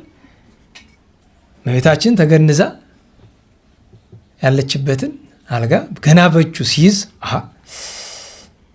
እንዲያው እኮ መላእክት አንዳንድ ጊዜ እንዴት ዋላችሁ ርራይም አላቸው። ጨክኖ ሲባሉም ይጨክናሉ። ግን ሙሉ በሙሉ የቅጣት ሙሉ ነፃነት ያለው መልአክ አለ አይደል? አዎ ማን ነው ታዲያስ? እንዲህ አደፋፈሩ አስቡት። ደግሞ እመቤታችን እንዲሁ ጻድቃን ፊት መቅረብ እኮ አይችልም። በነገራችን ላይ ጻድቃን እኮ በኃጥአን ፊት በአረማውያን ፊት መከራ የሚቀበሉ እኮ ፈቅደው ነው፣ ተገደው እንዳይመስልህ እንጂ እኮ አታስታውሱም? ቅዱስ ታዲዮስን ያ ሀብታም ያለን ሀብት ሁሉ ሽጠ መጽወት ሲለው ሄዶ ቅዱስ ታዲዮስን ጉሮሮን አነቀው አይደለም? ቅዱስ ጴጥሮስ ፈጥኖ መጥቶ አንተ የክርስቶስን ሐዋርያ ታንቃለህ ለምን ያለው ይመስላል? ጠባቂ መልአኩ ሊደፋው ነበረ። ጴጥሮስ እሱን አይቶ እኮ ነው፣ ለዛ ሰው ራርቶ ነው። ለታዲዮስ ምን ይሆናል? ታንቆ ቢሞትም ይነሳል። ምን መከራውን ነው ለምደውታል። ቅዱሳን ሐዋርያት ሊደፋው ነበረ እዚያው። እና እንኳን ለኃጥአን አልኳችሁ። ቅዱስ ጴጥሮስ ዘጋዛን ምን ይለዋል? በቅዳሴ ጊዜ ያወራሉ አስቀዳሾቹ፣ ዝም ብሎ ትትት ይላሉ። እያየ ዝም ሊቀድስ ብሎ እዚህ ወደ መድረኩ ሊወጣ ሲል ይዞ መልአክ እግዚአብሔር መጥቶ አሁን ወፈቀደ ይንጽሖ ይላል አይደል? ልድፋ አሁን እዚህ ጉድጓድ ልጣለ ብሎ ቅዱስ ጴጥሮስን ማለት ነው። ጴጥሮስ ሐዋርያውን ሳይሆን ጴጥሮስ የጋዛውን በ5ኛው ክፍለ ዘመን የነበረ ጻድቅ ነው። እና መልአክ ሲቆጣ እንዲያ ነው። እና እጁም የታደሉ ናቸው እጆቹ። እዚያው ቀሩ አልጋው ላይ እሱ ወደዚህ እጁ ወደዛ። እዚህ እኮ ነው ትከሻው ላይ የቀጣው፣ እዚያው ተንጠልጥሎ ቀረ። ታውቃላችሁ አይደለም? እጅ እንደጨበጠ ቢቆረጥ እዛው እንደጨበጠ ነው የሚቀር፣ አይለቀውም። ዜነርቭ ሲስተሙ እንደዛ ያዘዘው እንደያዘ አይደል? እዚያው ላይ ነው እንደዛ የሚቀር። የብዙ ሰው እንደዚያ ተቆርጦባቸው አሁን በቅርብ ጊዜም አዲስ አበባ ያሉ ዶክተሮች አንዱ እንዲያውም ጎንደሬ ነው ታወቀ ዶክተር፣ እዚህ ኪዳነ ምሕረት ተበሩ አባቱ መርጌታ ነበሩ፣ እኛ ጋር ያደገ ነው። እሱ ያለበት ቡድን የተቆረጠ እጅ መልሰው ቀጥለዋል አሉ። ይሄ ጥበብ ስጋዊ ነው፣ አይነቀፍም። በጣም የሚመሰገን ነገር ነው፣ ጥሩ ነው። በአሁን እግዚአብሔርን ማመስገን ይገባል፣ ጥበብ ለገለጠ ይህን ላደረገ። ምክንያቱም እነሱ መቀጠል ነው ያስደነቃቸው የፈጠረው ሰ እንዴት ዋላችሁ? ቅዱስ ዮሐንስ ዘደማስቆ እጁን ሲቆርጡት ለእመቤታችን ለምን ተከራከርክ ብሎ ሄዶ ፊቷ ስዕሏ ፊት አልቅሶ በደቂቃ አንቀላፍቶ ሲነሳ መልሶ ተቀጥሏል። የ20 ሰዓት ሰርጀሪ የለው፣ ነርቭ መቀጣጠል የለው፣ ደም ስር መቀጣጠል የለው። የእነሱ ይደነቃል በእውነቱ ግን እንደዚህ አለ። ቅዱስ ሉቃስም ቆርጦት አለው አይደለ? ኔሮን አስተላጸቃ ይላል። ይኸው ንጉሥ ተመልከት አለው። ወሌሊያ እንደገና ለይቶ ደግሞ እንካ ስራዬን ጨርሳለች እጅ ምንም አታደርግልኝ። እንደዚህ ይሄ ረቂቅ የእግዚአብሔር ስራ ነው እና ግን የእነሱንም እናደንቃለን። ያጁ ተንጠልጥሎ ቀረ። ጮኸ። ወንድ ነኝ ብለህ መጣ ድንቄም ወንድ። ስማ እንኳን በመንፈሳዊ መልክ አልኩ የጊዜ እንጂ የሰው ጀግና የለውም ሲባል አልሰማህም? ንገረኝ። ያ ወንድ ጀግና አልኩ። ድሮ በእኛ ዘመን የነበሩ 5-10 ሰው ይጥላሉ የሚባሉ ዛሬ ጨርቁን አታያቸውን በየመንገዱ።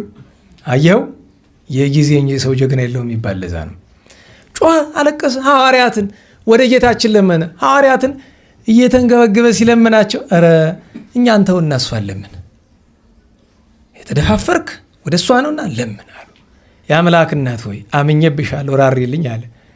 እመቤታችን አንድም ቢሉ ድምፅ አሰምታ አንድም ቢሉ ለቅዱስ ጴጥሮስ አይኗን ግልጽ አድርጋ በል በልጄ በጌታዬ በኢየሱስ ክርስቶስ ስም የኔንም ስም ጠርተህ አያይዛለሁ። ቅዱስ ጴጥሮስ ወስዶ ሰማይ ምድር በፈጠረ በጌታችን በኢየሱስ ክርስቶስ ስም እርሱም በድንግልና ጸንሳ በወለደች በእመቤታችን ስም ብሎ ቢቀጥለው እንደነበረ ሆኗል። ከዚያ ምን ሰጠው ይላል? በትር። ምን አለው? ሂድ ስበክ፣ የተደረገልህ ነገር ተናገር። ሲሰብክ ኑሯል። በነገራችሁ ላይ ክፋት ለማድረግ ነው የመጣ አይደለም፣ ተጠቀመ። አንዳንድ ጊዜ ሊሰርቅ ቤተክርስቲያን መጥቶ በዛው ንስሐ ገብቶ እንደሚቀርሰው ማለት ነው። እና እንዲያደርጋ እጁን ቀጥላ፣ ከሁሉ በላይ ግን የአይምሮ እጅ ተቆርጦበት የነበረውን ሰው የአይምሮን እጅ ቀጥላ ክርስቲያን እንዲሆን ያደረገች እመቤታችን የታምሯ በረከት ይደርብን። እንግዲህ ለማጠቃለል የእመቤታችን የመልክዓ አንቀጸ ብርሃንን ባጭር ተርጉመን እንጨርሳለን። እጽቡሩክን ተመልክተን ያቆምነ ከበትረ አሮን እንጀምራለን። ያው በትረ አሮንና ለኪደሉን ከዚያ አንዲት ወይ ሁለት መርገፍ ነው ያለች። ባጭር እናደርገው። በትረ አሮን እግዝእት እንበለ ይስቅዊኪ ዘልፈ ይላል። እመቤት የድንግል ማርያም የአሮን በትር አንቺ ነሽ። እንበለ ይስቅዊኪ ዘልፈ አለ። በነግ በሰርክ ሳይጸሩብሽ ሳይግሩብሽ ውሃ ሳያጠጡሽ በቤተክርስቲያን ታሪክ የአሮን በትር በዘሁልቁ አለ አይደለም? ትልቁ ምክንያት በአሮን በመቀኝነት ተነሱበት እነማን? ደቂቀ እንዴት ዋላችሁ? ደቂቀ ቆሬ ክህነት ለኛ ይገባል ነው። እነ ዳታና አቤሮን ምክረ ደቂቀ ሮቤል፣ ደቂቀ ቆሬ፣ ዳታና አቤሮን ምክረ አጽኚዎች ናቸው። ግን ክፉ ስለሆኑ የእነሱን ጊዜ ጎልቶ የሚነገር ምክንያቱም ምንድነው የአንድ አባት ልጅ ክህነት ከመስፍና ይዘው አካፍሉን እንጂ እና በትርጓሜ ምን ይላል? ከካህናት ፈሊጥ አይጠፋምና ምን አሏቸው? አይ በአንድ ጊዜ ብንነሳ የምቀኝነት መሆኑ ይታወቃል። እኛ በሙሴ ዳኝነት የአሮንን ክህነት ገንዘብ እናድርግ እጅ እናድርግና በእኛ ዳኝነት የሙሴን መስፍና እንሰጣቸዋለን። መጥተው ሲጠይቁ ቅዱስ ሙሴ ምን አለ? አሮን ከማን ያገኘው ንገሩኝ እንጂ እናንተም ከማን አገኘት? ይህማ ሲያዳላብን አይደል? እግዚአብሔርማ እንደማያቀምሰን እናውቃለን። ለምን? ክፉዎች ናቸው። ስልጣን ስጠኝ ለሚል እግዚአብሔር ይሰጣል? አይሰጥም። ገንዘብ ስጠኝ ብትለው ሊሰጥ ይችላል። ስልጣን ግን ስጠኝ ለሚለው አይሰጥም። ምናልባት ካገኘሁም መጥፊያ ስለሚሆን ማለት ነው። እና መጥተው ታሪኩ ብዙ ነው፣ ብዙ ነገር አለው። አለመጨረሻ ምድር ተከፍታ ዋጠቻቸው። ቆሬም አለዋለሁ ሲል እዚያው ቀርቷል። እዚያም ደግሞ ተደፋፍረው ምንድን ነው የሚባል ሮድወሙ ያለውን ትርጓሜ ገረምሟቸዋለሁ ይላል። ሮድ ገረመመ ወደ ምስጢሩ ሂደው ነው እንጂ ሮድወሙ ምንድን ነው? እና ከዚያ ገብተው ሙቀጫ የሚያክል ማይጠንት ይዘው ሙቀጫ የሚልበት ምክንያት ይገባቸዋል። አባቶቻችን ሙቀጫ ያፈዛሉ ብዙ ጊዜ እና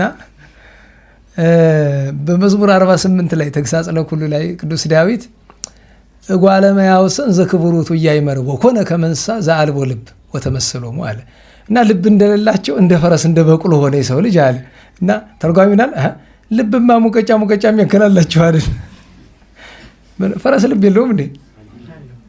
ነገሩኝ እንጂ ይህንም ያለውም ትልቅ አንድ ስም ያክል ልብ አለው እና ልብ ማለት ማስተዋል ማለት ነው ነገሩ። እና እሳት ከሰማይ ወርዳ በልታቸዋለች። ኋላ አሮን እስከ መቼ ድረስ እንዲስቶን ትኖራለህ አለና ከዚያ ያው ቅዱስ ሙሴ ነገረው፣ በትሩን አስገባለው። በቀዳማይ ሰዓተ ሌሊት ጀምሮ እስከ ቀዳማይ ሰዓተ ማል ሲጸልይበት አደረ። ከዚያ መካከል የሱ የአሮን በትር ለምልማ አበባ ለውዝ ገውዝ በኩረ ሎሚ አፍርታ ተገኘች። ይኸው ምሳሌ ነው። በትር የእመቤታችን ያቺ በትር ይብስት እንደሆነች እመቤታችን ከፍዳ ከመርግም አንድም ከዘራ ብሲ ይብስት ናት። ሳይተክሏት ውሃ ሳያጠጧት ሳይጽሩባት ሳይግሩባት እንደሆነ ሁሉ እመቤታችንም ዘራ ብሲ ምክንያት ሳይሆናት አምላክን በድንግልና ጽንሳ በድንግልና ወልዳ ተገኝታለችና ምን አላት? በትረ አሮን እግዝእትየ እንበለ ይስቅዩኪ ማይ ውሃ ሳያጠጡሽ ፈረይኪ ፍሬ ዘበሃይማኖት ተጽፈ። ጥንትም በስልጣን እግዚአብሔር በአጻበ እግዚአብሔር በጽላቱ ላይ ቃላት ተጽፈው ተገኝተዋል አይደለም? እንዲያ ሁሉ በአንቺም ላይ አካላዊ ቃል በስልጣን መንፈስ ቅዱስ ተጽፎ ማለትም ተዋሂዶ ተገኝቷልና ፈረይኪ ፍሬና ፈራሽ አለ ቸሮ መድኃኔዓለምን ወለደች። ዘበሃይማኖት ተጽፈ ማርያም ድንግል ዘትመልኪ አጽናፈ መቤት የድንግል ማርያም አጽናፋትን ሁሉ የምትገዢ አንቺ ነሽ አለ። ስንት ጽንፍ ነው ያለ በዚህ ዓለም? አበይት ስንት ጽንፍ አሉ? 4 ምን ይባላሉ? ምስራቅ፣ ምዕራብ፣ ሰሜንና ደቡብ። ከዚያ ደግሞ 4 ንዑሳን አጽናፎች አሉ አይደለም? መስ፣ አዜብ፣ ሌብና ባይር። ይሄን አንተ ሰሜን፣ ምስራቅ፣ ደቡብ፣ ምስራቅ ምናምን ምዕራብ የምትሉት በእኛ ጠቅልል ብሎ እንደዚያ ነው የሚባለው። አጽናፍ አለ። ግን ምስጢሩ ምንድነው ቢለው ዘትመልኪ አጽናፍ አለ። ሁሉንም ፍጥረት በእመቤትነት በጸጋ የምትገዢ አንቺ ነሽ አለ። እስመ ዘመኔ ከመጸላሎት አለፈ። በነገራችሁ ላይ ደውል እስካሁን አልተደወለም። ነው ተደውሏል። ረስት ነው አልተደወለም አይደል? ገርሞኛል። ሰዓት እኮ በጣም ሄዷል። በቀደም ለበዓሉ 11 ሰዓት አይደል የተደወለ? ምክንያቱም የዛሬው ቀለም ብዙ ነዋ። በውሎ ቅዳሴ እንኳ ያልቅላቸውም እኮ ከአንገርጋሪው በኋላ ራሱ ብዙ አለ ብዙ አለ። አሁን ነግስ አለ፣ መልክአ ኪዳነ ምሕረት አለ፣ መልክአ ማርያም 3 አንቀጽ ካልተሳሳትኩኝ 3 ወይ 4 አንቀጽ አለ። እዚያ በኋላ ደግሞ እንጃሊት ሊቀርቃል ማሕሌተ ጽጌ አለ፣ መልክአ ፍልሰታ አለ። የዚያ ሁሉ እያንዳንዱ ሙዚቅና ወረብ አለው። በነገራችሁ ላይ የዛሬ ሌሊት ወረቦቹ ዚቁ ምን አቤት አቤት ያለው ጣይ ከሁሉ ይወለ ለዝክረ ስምኪ ብሎ መጀመሪያ መልክአ ነግስን ካለ በኋላ መልካ ኪዳነ ምሕረት ብሎ መልካ ማርያም ለዝክረ ስምኪ ብሎ ከዛ ለእስትንፋስኪ ነው አይደል? ሁለተኛ ዘመዓዛው ህይወት እና የምትጸነጽል መጨረሻ ላይ ጽንህኒ ውስተ ሰናይ ወሰውርኒ ሞት። ዛሬ ሞት እንደ አሸንፋ የተነሳችበት መታሰቢያ አይደለ? አዎ ጽንህኒ ውስተ ሰናይ ከበጎ አቁኝ ወሰውርኒ ሞት ከሞት አድኝኝ ሰውርኝ እያሉ ቅዱሳን ሊቃውንት የሚጸልዩበትና ደስ ይላል። የዛሬ ማህሌት ጸቃዊው ዝም ከናፍሪያ በኋላ ያንገርጋሪው ሰላም ለኪ ማርያም ማምላክ ማይደረ መለኮት ወልኪ ጽዋኪ። ያኛው ደግሞ እናንተ በአማርኛ የምትዘምሩት ደብተራ ፍጽምት ዘጳውሊ ፈለሰት ዘይበሊ ሀበይ ይበሊ በመሰንቆውን ዘይሃሊ ዳዊት አቡሃ ዘወልዳ ዋአል የሚለው ይሄ ሁሉ እስቲ መድኃኔዓለም ለመስማት ያድለን። ወደ ጉዳያችን እንመለስ። ለሁሉም እንዲያው በአጋጣሚ ትዝ ብሎኝ ነው። ምን ነው መንገጥማቸው ዘገዩ ብዬ ነው። እስመ ዘመኔ ወደ ላይ ነው። አዎ እዚያው ነው ያለሁት። ማርያም ድንግል ዘትመልክ ያጽና እስመ ዘመኔ ከመጸላሎት አለፈ እመቤቴ ዘመኔስ እንደጥላ አለፈ ባይቱ በምህረትኪ ይኩን ግዱፈ ነገር ግን በቸርነትሽ በረራይሽ ብዛት የተጣልኩ አልሁን። በጥሬ እንለፈው ለኪ ይደሉ ለአግብርትኪ ወላይማትኪ ለአንቺ ይገባል ምን ወንድ ባሮችሽ ሴት ባሮችሽ ምን ታረጊ ዘንድ ትሰአሊ ለነ ኀበ ወልድኪ ወደ ልጅሽ ተምኝ ዘንድ ለወንድ ባሮችሽ ለሴት ባሮችሽ ለአንቺ ትለምኝልን ዘንድ ይገባሻል። ማርያም ድንግል ማርያም እመመላኪ ድንግል ማርያም ሆይ አንቺ ሁሉን የሚገዛ አምላክ እናቱ ነሽ። በዚህ ማህሌት ወበውዳሴ በዚህ ምስጋና በዚህ ውዳሴ ሶበጼው ስመኪ ስምሽን ስጠራ አንብርኒ በልብኪ ጥሪተ እኩንኪ በልብሽ አኑርኝ ገንዘብ ልሁንሽ። ሰው ገንዘቡን ይጥላል። እንዴት ባላችሁ? በልብ መያዝ ምንድን ነው? መውደድ። ጥሪት ምንድን ነው? ንብረት አይደለም? ሰው ጥሪቱን ይጥላል በከንቱ አይጥልም። ስለዚህ አንብረኒ በልብኪ ጥሪተ እኩንኪ አለ። የተባረከ እግዚአብሔር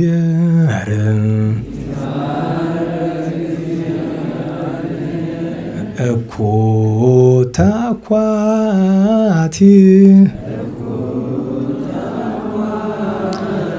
በአፈ መላእክት የራን ወበአፈ ሰብ መዋቲ ማርያም ድንግል ማርያም ወለተ ማቲ እመኒ ርብኩ ህብስት የአንቲ ወመኒ ጸማይኩም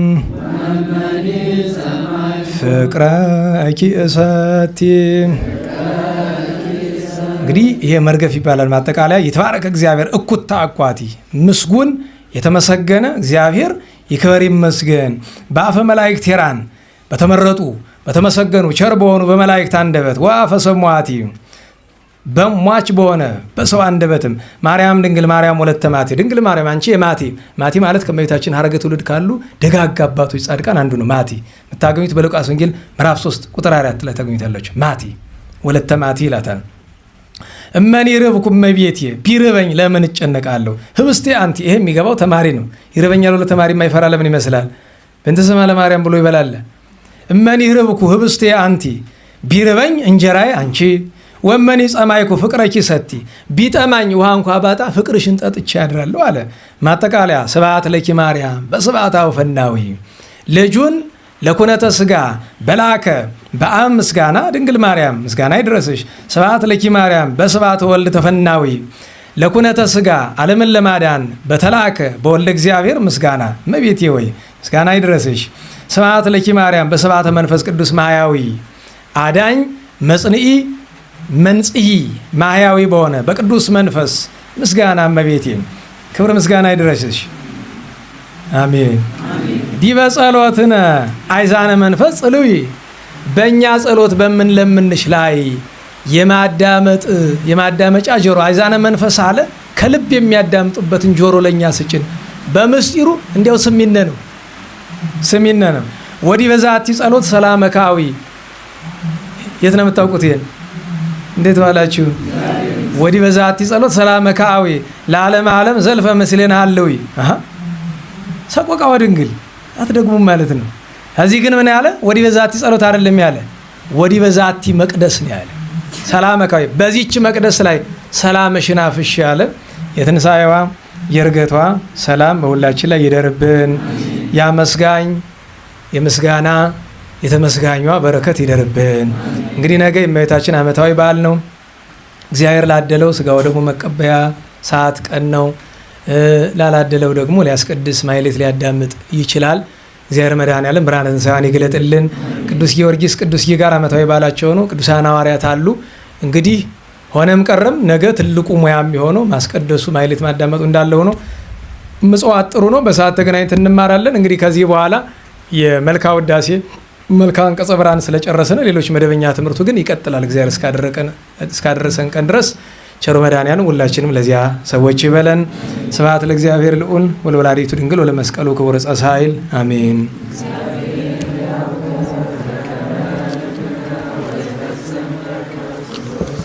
አሜን። ለጸሎት እንነሳ።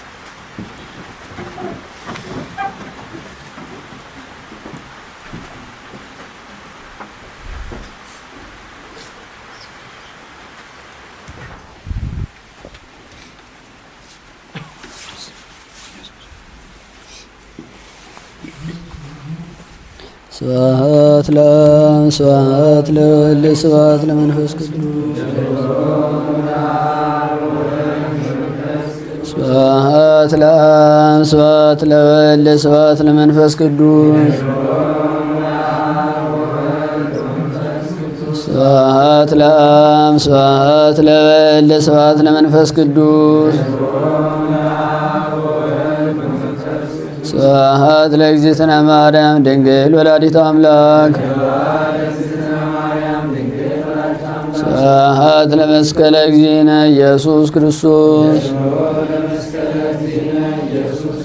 ክርስቶስ በምሕረቱ ይዘከረነ አምላክ ምጽአቱ ያሳፍረነ ለሰቦተ ስሙ ያንቃነ ወበአምልኮቱ ያጽናነ እግዝእትነ ማርያም አይረይት ጸሎተነ ወአስተስርይ ኩሎ ኃጢአተነ ቅድመ መንበሩ ለእግዚእነ ለዘአብልዐነ ዘንተ ኅብስተ ወለዘአስተየነ ዘንተ ጽዋ ወለዘሠርዐ ለነ ሲሳየነ ወአራዘነ ወለዘተአገሠ ለነ ኩሎ ኃጢአተነ ወለዘወሀበነ ሥጋሁ ቅዱሰ ወደሞ ክቡረ ወለዘአብጽሐነ እስከ ዛቲ ሰዓት ናብሎቱ ስብሐት ወኩቴተ ለእግዚአብሔር ለወላዲቱ ድንግል ለመስቀሉ ክቡር ይታወቁቱ ይሰበሐ ስሙ ለእግዚአብሔር ወትረ በኩሉ ጊዜ ወኩሉ ሰዓት ስብሐት ለአብ ወወልድ ወመንፈስ ቅዱስ ይእዜኒ ወዘልፈኒ ወለዓለመ ዓለም አሜን።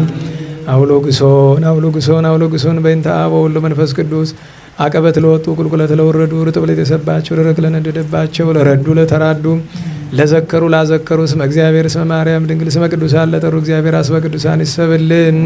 ጸሎተ እግዝእትነ ማርያም ንበን ሰላም ለኪን ዘንሰግድ ንብላኪ ማርያም ምንን አስተበቅባኪ ማርያም አይተማይጸነብኪ በእንታና ምኪ ወያቂ ማቦኪ ማይበረኔውም ድንግል ባርኪ ጸሎተ እግዝእትነ ማርያም ድንግል ወላዲተ አምላክ ታቤኑ ሲል እግዚአብሔር ውስጥ አሰይ መንፈሴ በአምላኬው መድኃኒ ስመሬ ማማል አመቱ ናሆም ይዝየስ ያስተበጽሁኒ ኩሉ ትውልድ እስመ ገብረ ሊት ኃይል አብያቶ ቅዱሱም ወሳይሉኒ ለትውልደ ትውልድ ለለ ይፈርው ወገብረ ኃይለ በመዝራይቱ ዘሮም ለለ አቢብሊና ልቡም ወነሰቶም ላየላን መናብርቲሆሙ አይቤሆሙ ለቶቷና ወስገቦም በረከቱ ለሮባን ወፈነው መራቆሙ ለቦላኑ ተወክፎ ለእስራኤል ቆሬ ወተዘከረ ሳይሉ ዚቤሎም ለአበዊነ ለአብርሃም ወለዘሩ እስከ ለዓለም ባረክኒ ቀድስና ንጽህነክስት ነፍትነ ማይሰሪው ለሰይጣን እሙ ለመድህን ወለተ ብርሃን ኦ መዝገበ በረከት መዝገበ ቅዱሳት መዝገበ ንጽ መዝገበ ራእይ መዝገበ የዋሃት ባረክነ በእድየኪ በከመ ባረኪ ወለኤፍሬም በቆርኪ በበረከተ ወልድኪ ወአብ ወመንፈስ ቅዱስ ስብሐት ለአብ ወወልድ ወመንፈስ ቅዱስ ለዓለም ወለዓለመ ዓለም። አፉየ አስተንፈሰ ወልሳኔ አልወሰሰ ለክብረ ፍርሰትኪ ድንግል ሰው አቀርብ ተወዳሰ ማርያም ዘኮንጂ ቅድስተ ቅዱሳን መቅደሰ በቅድሜኪ እግዝእቴ እመረከብኩ ሞገሰ በየማነኪ ባረክኒ ስልሰ አድነን ባርከነ ርስተከ ሀበነ ኃይለ ወመዊአ ለአግብርቲከ ለእለ ነጽየው ስመከ እቀበነ ውሉደ ሕዝብከ ወእስራኤል ታስተባብረነ በኃይለ መላእክትከ ወትረ በኩሉ ጊዜ ወበኩሉ ሰዓት በኃይለ መስቀልከ ርድአነ ወበሰንበ መስቀልከ ቤዝወነ በእንተ አብርሃም በኵርከ ወበእንተ ይስሐቅ ኵልከ ወበእንተ እስራኤል ቅዱስከ ተዘከር እግዚኦ ኪዳነከ ፍጡነ በአምሳለከ መሐርኪያነ ዘፈጠርከ ስራየ ኃጢአተ ሕዝብከ ወመሐር ተግባረከ እግዚኦ ታጥበአነ አስፈለከ በእንተ ማርያም ወላዲትከ ወበእንተ ዮሐንስ መጥምቅከ ወበእንተ ኩሎሙ ቅዱሳኒከ ረድአነ ወትረ በኃይለ መስቀልከ ኢታስተባብረነ እግዚኦ በቅድሜከ እግዝእትነ ናጽሪ አብየነ ጸልይ ለነ ለደቂቅኪ ወአድኅነነ እምኩሉ ምንዳብየ ወሐዘነ መዓልተ ምስሌነ ወሌሊተ ማእከሌነ አንተ እግዚኦ ኢትርሐቅምኔነ አሉ ምስሌነ ራዳየ ኩነነ ኢትግደፋነ ወኢትመንነነ አምላከ ሰላም ተራዳነ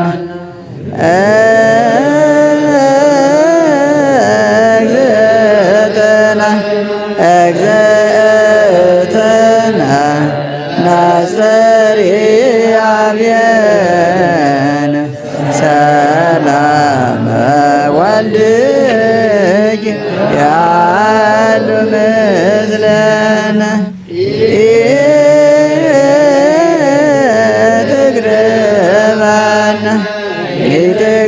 ኢትግደፈነ ወኢትመንነነ አምላከ ሰላም ተራድአነ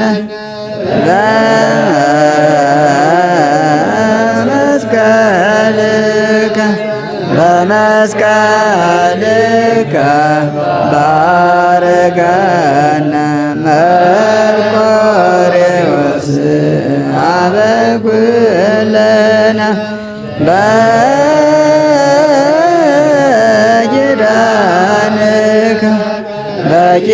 በኪዳንከ ተማህፀነ አብየ እግዚእ አበኩለነ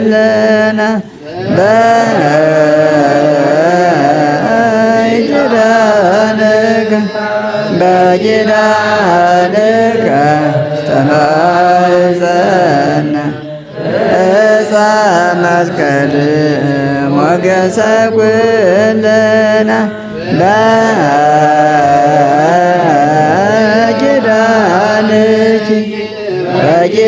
በኪዳንኪ ከማህፀነ ወላዲተ አምላክ እመኩልነ። ቸሩ መድኃኔዓለም ፈጣሪያችን በሰላም አስጀምሮ በሰላም ያስፈጸመን ቅዱስ ስሙ የተመሰገነ ይሁን። የእመቤታችን ወላዲተ አምላክ ጣዕሟን ፍቅሯን ያሳድርብን፣ ከንጹሐን በረከት ይክፈለን። ተረፈ ዘመኑን ተረፈ ክረምቱን ይባርክልን፣ ብርሃነ ትንሣኤውን በቸር ይግለጥልን። የተባረከ የተቀደሰ በዓል ያድርግልን። ሰላሙን ፍቅሩን አንድነቱን ይዘዝልን። በመከራ ያሉ ወገኖቻችን በይቅርታ ያስብልን። ወንድማችን ተስፋ ኢየሱስን ከአራተ ሕማሙ በቸርነቱ ያንሳልን። የመምህራችን የገብረ ኪዳን የወንድማችን የፍቅረ ሥላሴ ሌሎች ወገኖቻችን ነፍስ በአብርሃም በይስሐቅ በያዕቆብ አጠገብ ያኖርልን። ሰላም በዋለን ቸርነቱ ሰላም ያሳድረን። አቡነ ዘበሰማያት እንበል። ይትቀደስ ስምከ ትምጻእ መንግሥትከ ወይኩን ፈቃድከ በከመ በሰማይ ከማሁ በምድር ሲሳየነ ዘለለ ዕለትነ ሀበነ ዮም ህድግ ለነ አበሳነ ወጌጋየነ ከመ ንሕነኒ ንህድግ ለዘአበሰለነ ኢታብአነ እግዚኦ ውስተ መንሱት አላ አድኅነነ ወባላ እምኩሉ እኩይ እስመ ዚአከ ይእቲ መንግሥት ኃይል ወስብሐት። በሰላመ ቅዱስ ገብርኤል መልአክ ኦ እግዝእትየ ማርያም ሰላም ለኪ ድንግል በኅሊናኪ ወድንግል በሥጋኪ እመ እግዚአብሔር ጸባኦት ሰላም ለኪ ቡርክት አንቲ እምአንስት ወቡሩክ ፍሬ ከርሥኪ ተፈሥሒ ፍሥሕት ኦ ምልዕተ ጸጋ እግዚአብሔር ምስሌኪ ሰአሊ ወጸልዪ ለነ ምሕረተ በፍቁር ኢየሱስ ክርስቶስ ከመ ይሥረይ ለነ ኃጣውኢነ ተማኅፀነ ብኪ። ስብሐት ለአብ ስብሐት ለወልድ ስብሐት ለመንፈስ ቅዱስ ይእዜኒ ወዘልፈኒ ወለዓለመ ዓለም አሜን።